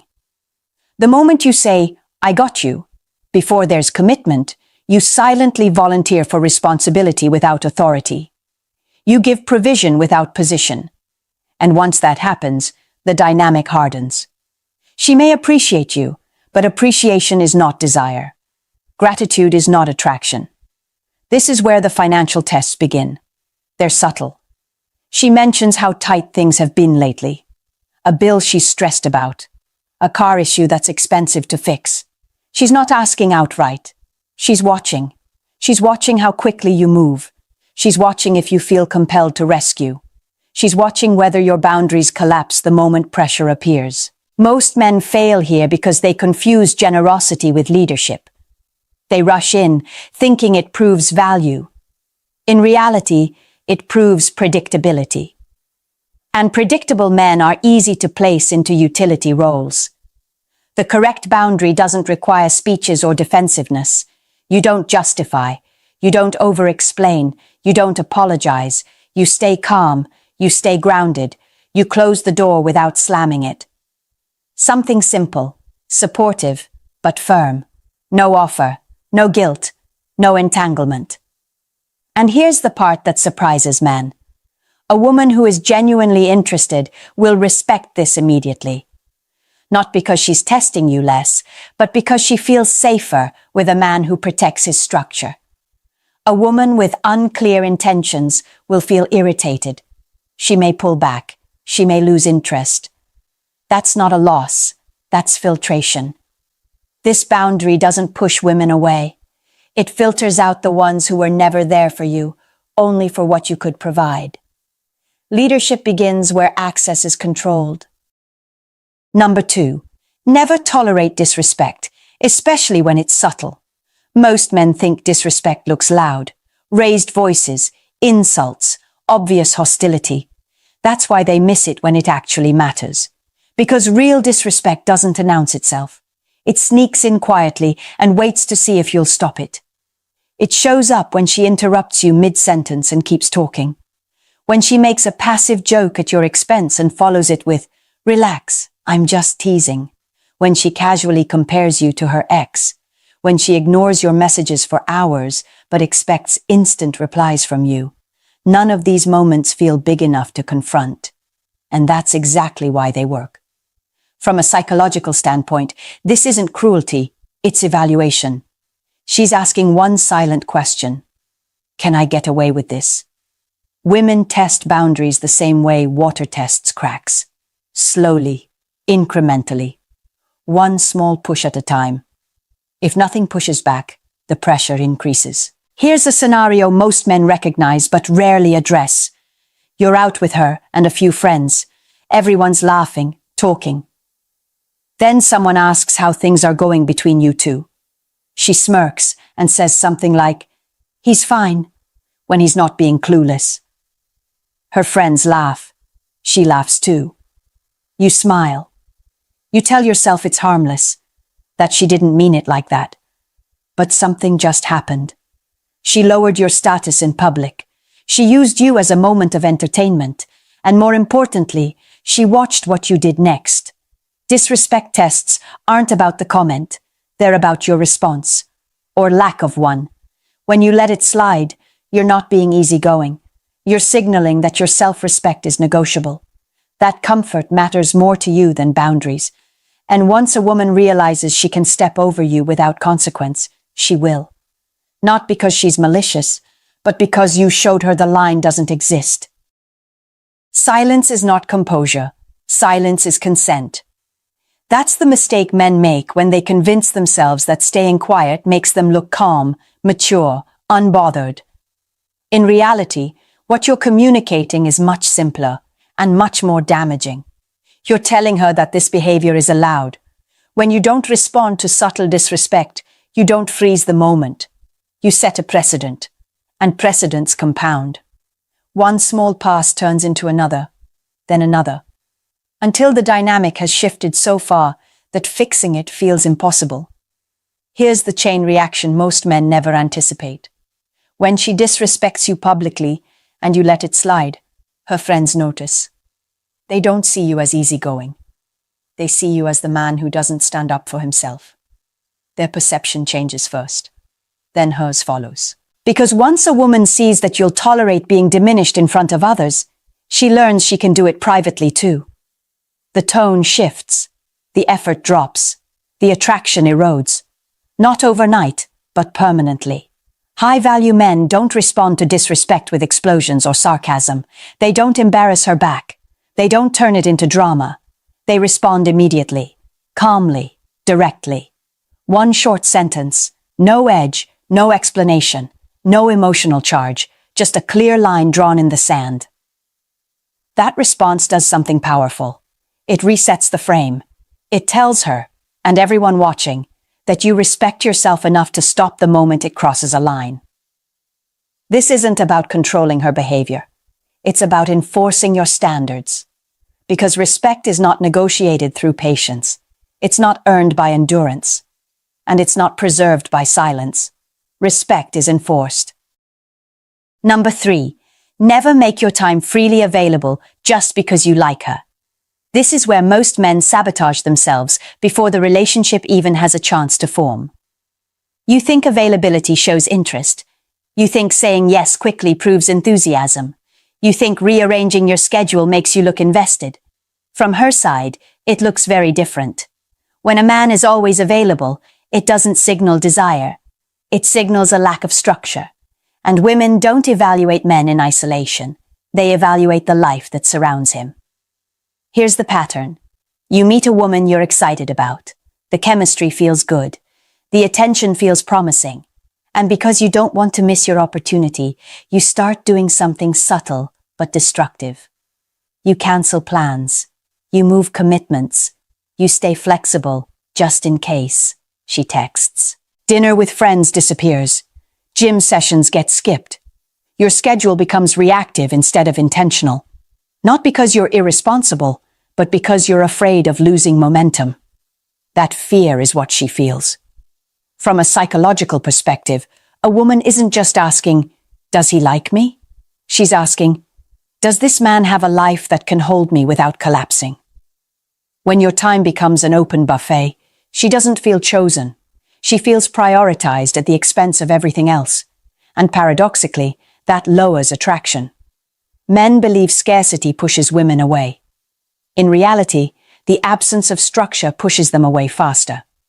A man who drops everything the moment she appears doesn't look committed. He looks unanchored. And women don't trust men who have nothing anchoring them. This boundary isn't about playing hard to get. It's about protecting the foundation of your life, because when your time loses value, you do too. A man who treats his time like currency is always in demand. Not because he's unavailable, not because he's playing games, but because his life already has direction before she ever steps into it. When you protect your schedule, something powerful happens in her mind. She stops seeing you as an option she can summon and starts seeing you as a man she has to meet halfway. Time creates anticipation when it's not on demand. That's the part most men misunderstand. They think saying no kills momentum. In reality, it sharpens it. When you don't jump every time she reaches out, you signal self-control. And self-control is one of the strongest indicators of maturity. Here's what this looks like in real life. She texts late. She wants to see you spontaneously. But you have an early morning, a workout, a commitment you already made. The low-value move is to abandon your plans and rush over, hoping it proves interest. The grounded move is simple. Calm. No explanation spiral. You acknowledge her, but you don't rearrange your life to accommodate an impulse. That response does two things at once. It shows that your time matters. And it makes the time you do give her feel intentional, not convenient. There's an important distinction here. Being busy isn't attractive. Purpose is. A man with purpose doesn't need to fake scarcity. His schedule reflects priorities. His life has momentum, and women feel that difference immediately. When your time is protected, attraction has space to grow. When your time is unlimited, attraction suffocates. You don't win by being constantly present. You win by being consistently grounded. Number 4, never become her emotional dumping ground before she commits. This is one of the most seductive traps men fall into, because it disguises itself as connection.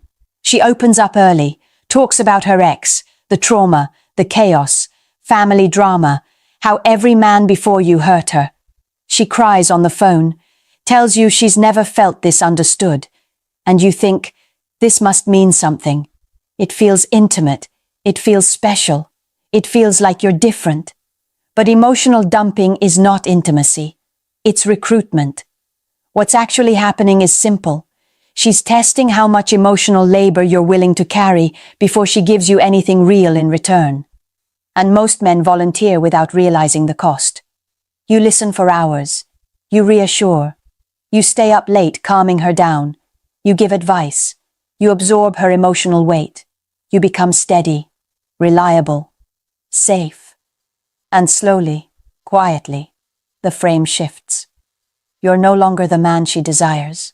You're the man she stabilizes herself with. Here's the part that hurts the most. Men mistake emotional access for emotional bonding. They think, she trusts me. What they don't see is that trust without investment doesn't create attraction. It creates utility. She leans on you, then turns around and gives her excitement, her curiosity, her unpredictability to someone else. Not because you did something wrong, but because you stepped into the role of therapist instead of partner. Masculine polarity dies the moment you become her emotional container too early. Mystery fades, tension dissolves, desire flattens, and you can't argue your way out of that position. Once you're emotionally categorized as the safe one, it sticks. This boundary isn't about being cold, it's about pacing intimacy. Because when you carry her emotional weight before she chooses you, you're giving away your strongest leverage. Emotional closeness is powerful, but only when it's mutual, only when it's earned. Emotional intimacy is currency, and like any currency, it loses value when it's handed out without investment. Here's the distinction most men never learn. You can be present without being responsible. You can listen without carrying. You can care without collapsing into her emotional world. The mistake isn't empathy. The mistake is overextension. When you rush to absorb her pain, fix her wounds, and stabilize her emotions before there's commitment, you reverse the natural flow of bonding. She doesn't grow closer to the man who carries her. She grows closer to the man she invests in. That's how emotional attachment actually forms.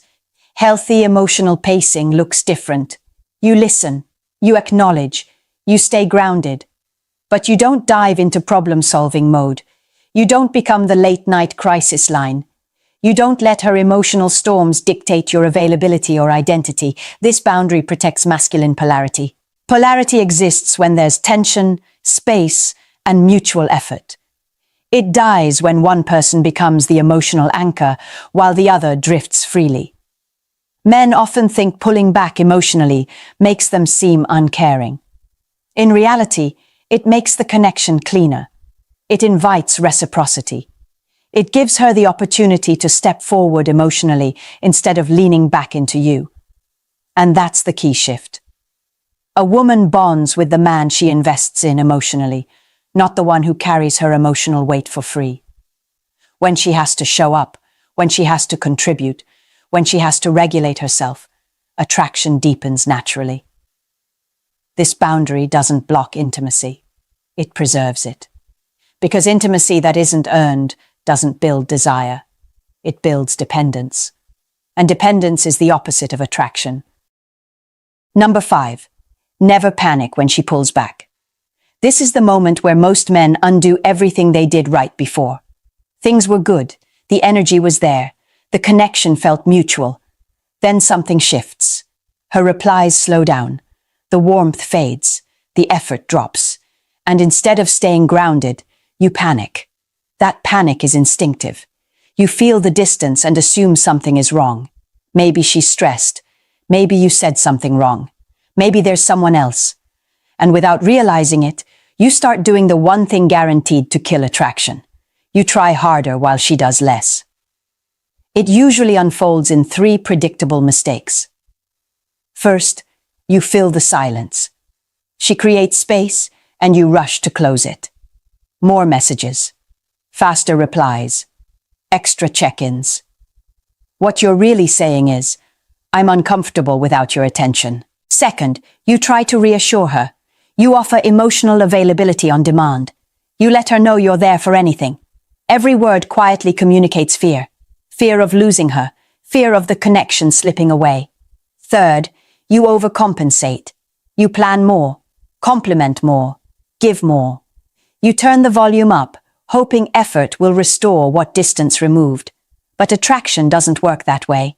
From a power dynamic perspective, the moment you increase effort in response to withdrawal, the balance shifts. She holds the frame, you chase it. And once that imbalance locks in, desire suffocates. A woman cannot miss a man who is constantly trying to close the gap. She can only miss what has space to disappear. Pulling back is not always a test. Sometimes it's clarity forming. Sometimes it's interest fading. And sometimes it's simply life. But panic turns every possibility into the same outcome. Loss of leverage, loss of attraction, loss of self-respect. Attraction never returns because you try harder. It returns when there's absence. That's the paradox most men resist, because it feels counterintuitive. You were taught that effort fixes problems, That persistence proves value. That if you just show up more, love will stabilize.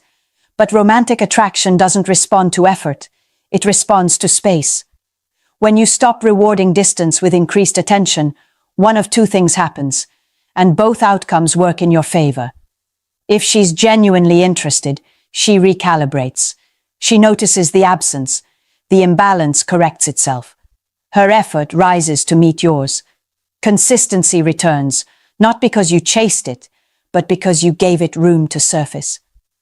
If she doesn't come back, then the truth was already there. Your boundary didn't cause the loss. It revealed it faster.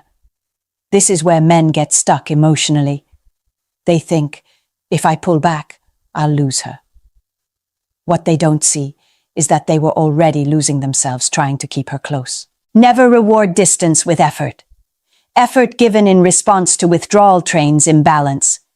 It teaches her that she can reduce investment while you increase it. And once that lesson is learned, attraction doesn't recover. Absence does something effort never can. It restores polarity. It returns control to your side of the equation. It reminds her that access to you is not guaranteed. And if she chooses not to step forward when space is created, then you didn't lose a woman who wanted you. You stopped chasing an illusion that required you to abandon your grounding. That's the quiet power of this boundary. It doesn't manipulate outcomes, it clarifies them. You didn't lose her. You stopped chasing what was never fully yours. What you've just learned isn't a collection of dating tips. It's a system. 5 boundaries, 1 framework, 1 purpose, protecting your value before someone else decides what it's worth. These boundaries are not about controlling women. They're not about manipulation. And they're definitely not about turning cold or disconnected. They exist for one reason only: to keep you from losing yourself while trying to keep someone else. When you control financial access, you protect leverage. When you shut down disrespect early, you protect dignity. When you guard your time, you protect direction. When you pace emotional intimacy, you protect polarity. When you stop chasing withdrawal, you protect self-respect. Together, they form a filter. Women who are drawn to structure, strength, and self-control will feel safer with you. Women who were only comfortable when you were over-giving, over-available, and over-invested will quietly disappear. That's not loneliness, that's clarity. Boundaries don't make you harder to love. They make it possible for the right person to love you without you shrinking to earn it. They ensure that when a woman chooses you, she's choosing the man you actually are, not the version that sacrifices himself to be tolerated. And if there's one truth I want you to walk away with, it's this: you don't gain power by demanding more from women. You gain power by requiring more from yourself. If this resonated, don't keep it to yourself. Subscribe. Stay here. This channel exists for men who are done being confused, drained, and second-guessing their worth. Like the video. Share it with the man who keeps giving too much and getting less. And leave a comment. Tell me which boundary hit you the hardest. This channel isn't here to comfort you. It's here to keep you from losing yourself. Why do some men stay calm, respected, and unshaken, while others get dragged through endless games, losing themselves piece by piece? The answer isn't chance. It's knowledge. And the knowledge I'm about to give you will change everything. Once you know it, she can't dangle love like a prize. She can't manipulate your emotions. She can't keep you trapped, because you'll see through it all. Stay with me, because I'm going to reveal 5 truths that will end the games forever and put you back in control of your life. I don't want you to just watch this video passively. I want you to claim it as a turning point. So take a second right now, hit subscribe, press like, and in the comments write these words: I refuse to be blind anymore. That's your declaration. That's your start. And once you've done it, stay with me. Because the very first truth will open your eyes to why love, as you thought it was, may never have been unconditional. Number 1. the difference between conditional and genuine love. Most men walk into relationships with blind faith. They carry this deep belief that when a woman says, "I love you," it means she loves all of you. Your flaws, your struggles, your weaknesses, and your failures. They imagine her love as an eternal flame, steady and unconditional. But here's the harsh truth. Most of what you experience in modern relationships is not unconditional.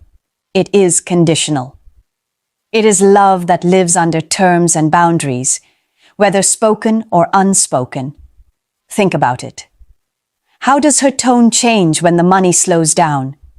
How does her attitude shift when the attention you give her fades, or when the excitement of the early days wears off? Suddenly, the warmth feels colder. Suddenly, the affection feels heavier, tied to invisible strings you never noticed before. That is conditional love in action. This doesn't mean women are heartless. It means they are wired to respond to security, stability, and provision. Their affection often mirrors the circumstances around them. When life feels safe, when you are consistent, when you are giving, her love shines brighter. But when those factors vanish, her behavior shifts. The danger for men lies in not recognizing this pattern early. Here's the mistake so many men make. They give endlessly. They pour energy, time, money, and loyalty into the relationship, expecting the same devotion in return. They believe sacrifice guarantees reciprocity. But reality doesn't work like that. Men keep giving until they are drained, until they have nothing left, and then they look around confused, asking, "Why wasn't my loyalty enough?" The problem isn't that conditions exist. The problem is that men refuse to acknowledge them. Men cling to the fantasy that love will always mirror their effort. And that fantasy breaks them. Because when she pulls away, when her affection starts to feel transactional, they interpret it as betrayal instead of reality. Now here's where the shift happens. Once you recognize the truth, it doesn't make you bitter. It makes you wise. Instead of giving blindly, you start observing. You stop being seduced by sweet words and begin to measure actions. You stop judging her love by how she treats you when you are at your best, and start evaluating how she behaves when you are at your lowest. This is where clarity begins. You realize that much of what you thought was unconditional devotion was often admiration for your consistency, gratitude for your efforts, or security in what you provide, not genuine attachment to you as a man. And once you see it, you cannot unsee it. So how does this knowledge empower you? It forces you to stop over-investing. It reminds you that love is not a blank check you write until your account is empty. It teaches you to set boundaries, to observe before you give, to require reciprocity instead of assuming it. Conditional love doesn't mean you are doomed. It means you must stop living blind. If she only loves you at your peak but disappears when you fall, you now have your answer. If her affection fluctuates with your wallet, your status, or your energy, then you understand exactly what her love is built on. And when you understand, you stop being a servant to it. The man who learns this lesson stops pouring himself out without measure. He protects his resources, his time, his energy, his devotion. He chooses carefully who earns it. He doesn't shut his heart, but he guards it. And that single shift changes the entire balance. Because once you know this truth, you are no longer desperate for her approval. You are no longer blind to the conditions that drive her love. You become deliberate, cautious, and powerful. And when a man reaches that point, the game changes forever. Number 2, the power of your attention. Most men underestimate it. They treat their attention like it's worthless, giving it away to anyone who asks, like free samples in a grocery store. But attention is not free. It's one of the most valuable currencies you possess. Every glance, every text, every compliment, every late-night conversation is energy. And energy is influence. Influence is power. Here's the trap. When you like a woman, you drown her in attention. You text constantly, you comment on her pictures, you praise every detail she shows you. At first, it feels harmless, even sweet. You think you're showing interest. But what you don't realize is that abundance kills value. Anything that flows too freely is taken for granted. Women understand this instinctively. They know how attention fuels their confidence. They know the high of being desired, admired, validated day after day. For many, it's not even about love. It's about the thrill of being wanted. The more you give, the more they consume. But it doesn't always bring them closer to you. In fact, the opposite happens. You've probably seen it. The man who's always available, always calling, always chasing, becomes invisible. His presence is so constant that it loses its impact. She doesn't wonder about him. She doesn't miss him. Why? Because he's already there, every second, waiting on demand. The chase is over before it begins, and she feels no need to invest. But watch what happens when a man pulls back. Suddenly, silence becomes louder than words. Suddenly, absence speaks volumes. When the flood of validation dries up, curiosity creeps in. She begins to notice the gap. She starts to wonder, where is he? Why isn't he texting? Who has his attention now? And that shift creates desire, even fear. This is the truth. The more selective you are with your attention, the more powerful it becomes. When you stop giving it away recklessly, it transforms into something rare. And rarity creates value. Your glance becomes meaningful. Your compliments carry weight. Your time feels like a gift, not a guarantee. Here's where most men get it wrong. They think pulling back means playing cruel games. It's not about cruelty, it's about respect. Respect for your own energy. When you realize your attention is sacred, you stop wasting it on women who don't reciprocate. You stop chasing validation from someone who only enjoys the spotlight but refuses to give anything back. This is when the balance flips. Instead of being the man who begs for recognition, you become the man she works to impress. Instead of competing for her validation, you recognize that your validation is the prize. And the more you invest in yourself, your goals, your growth, your body, your money, the rarer and more valuable your attention becomes. Think about it. A man who pours all his energy into chasing ends up drained and ignored. But a man who channels that energy into his own life becomes magnetic. He doesn't have to run after women. Women chase him because his attention feels earned, not automatic. So the lesson is clear. Protect your attention like treasure. Give it wisely, not freely. Watch how people respond when they realize it's no longer guaranteed. The same women who once took you for granted will begin to shift. They'll lean in. They'll fight for what you no longer hand out easily. And here's the final point. When you understand the power of your attention, you stop living as a chaser. You transform into a chooser. And in that moment, the game with women changes completely. Number 3. Emotional control. For generations, men have been trained to prove love through reaction. She ignores you? Chase her harder. She withdraws? Pour in more effort? She lashes out? Show your passion by raising your voice. And if she threatens to leave, you beg, thinking desperation equals devotion. This cycle has trapped countless men in emotional slavery, making them prisoners of their own feelings. Here's what you need to see clearly. The strongest weapon many women use in relationships is not beauty, not charm. It's their ability to move your emotions at will. They test your anger. They test your jealousy. They test your insecurity. And every time you explode, panic, or plead, you hand them proof that they control you. If she knows a silent treatment drives you crazy, she can use it. If she knows your jealousy makes you reckless, she can trigger it. If she knows your fear of abandonment makes you beg, she can manipulate it.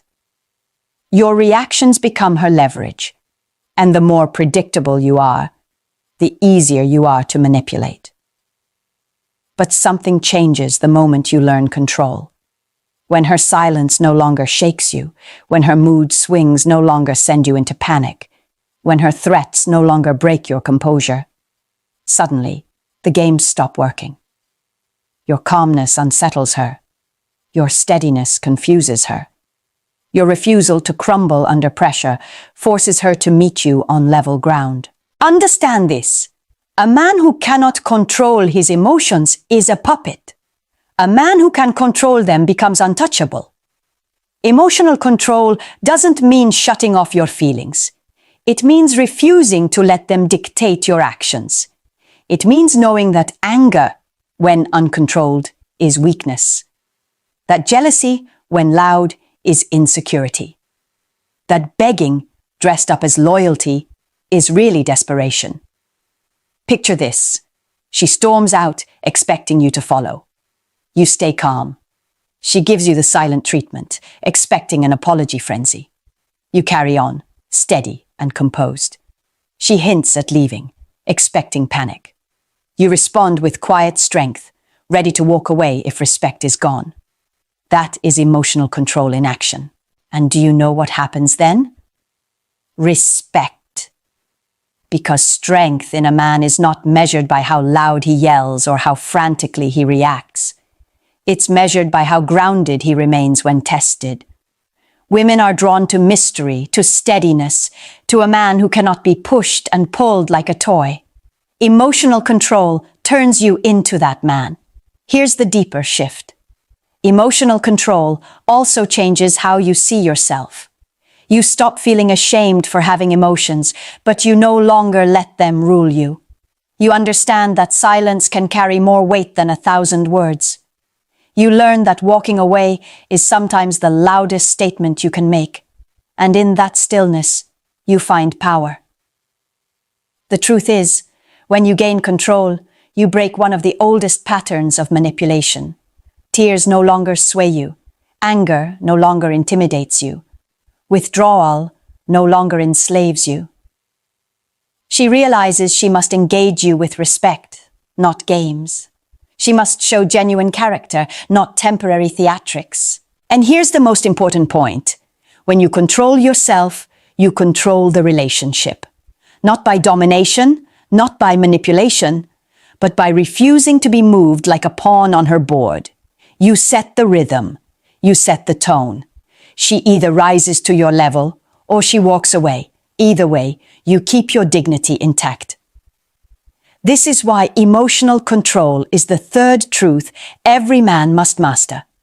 Without it, you will always be reactive, always dancing to her moods. With it, you set the rhythm, and the game changes forever. Number 4, the reality of options. From a young age, men are taught a dangerous lie, that women are the prize and a man must chase, prove, and perform just to keep her attention. This belief creates desperation. It convinces men that if they lose one woman, they'll never find another. And so they cling, they tolerate disrespect, they lower their standards, they beg for crumbs, all because they believe she is the only option they'll ever have. But here's the truth. Men have options too. The difference is that a woman's options are given, while a man's options are built. A young woman can walk into a room and attract attention without saying a word. But for a man, options don't fall into his lap. They are forged in the gym when he chooses discipline over laziness. They are built in his career when he invests years of effort into becoming financially independent. They are sharpened in his character when he learns confidence, social skills, and purpose. A man who refuses to build remains trapped in scarcity. His options stay limited, and so does his power. But a man who builds is never without choices. He is not desperate because he knows his value grows every time he invests in himself. And when he sees this, the entire dynamic of relationships changes. Think about it. If you believe she's the only one who will ever want you, you will tolerate her games, her disrespect, her lack of effort. You'll accept half love because you fear having no love at all. But if you know there are countless women in the world who would value the man you've become, you will never beg to stay in a situation that drains you. Options create freedom, and freedom is power. This is why women are often drawn to men who don't seem afraid to lose them. They sense abundance. They sense choice. And ironically, it's that very energy, being unafraid to walk away, that makes them want you more. Because nothing is more attractive than a man who doesn't cling out of fear. Here's the turning point. Once you understand your options, you stop chasing like a beggar. You stop playing small to keep her attention. You stop negotiating your dignity in exchange for her temporary affection. You stand tall, knowing that if one woman leaves, another will arrive. And often, she will be better. And this doesn't just shift how she sees you, it shifts how you see yourself. Suddenly, rejection doesn't scare you. Silence doesn't crush you. Endings don't destroy you. Because you know abundance exists, and you are capable of attracting it. That mindset alone removes desperation from your energy. And women feel it instantly.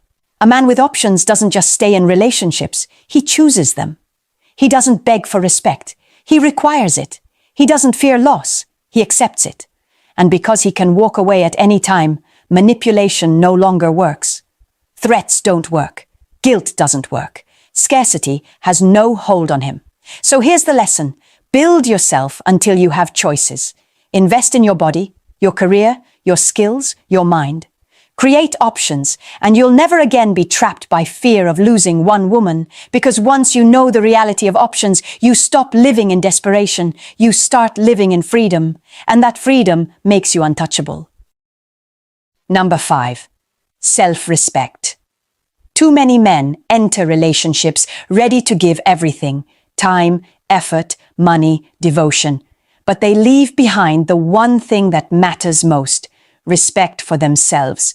They put romance above dignity. They put desire above standards.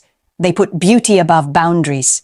And when they do this, they hand over their crown without even realizing it. A man without self-respect is like a kingdom without walls, easy to invade, easy to conquer, easy to control. Women sense it instantly. They know when a man is willing to bend his principles just to keep them close. They know when he will overlook lies, excuses, or broken promises because he fears losing them more than losing his integrity. And once they sense this weakness, they will test it. Again and again. Here's the brutal truth. If you cannot defend your respect, you cannot defend your love either. You can buy gifts, write poems, sacrifice your time, and still end up discarded, because none of it matters if you have shown her you are willing to betray yourself just to keep her. Love without self-respect is not love. It's submission. Now imagine the opposite. Imagine a man who draws clear lines.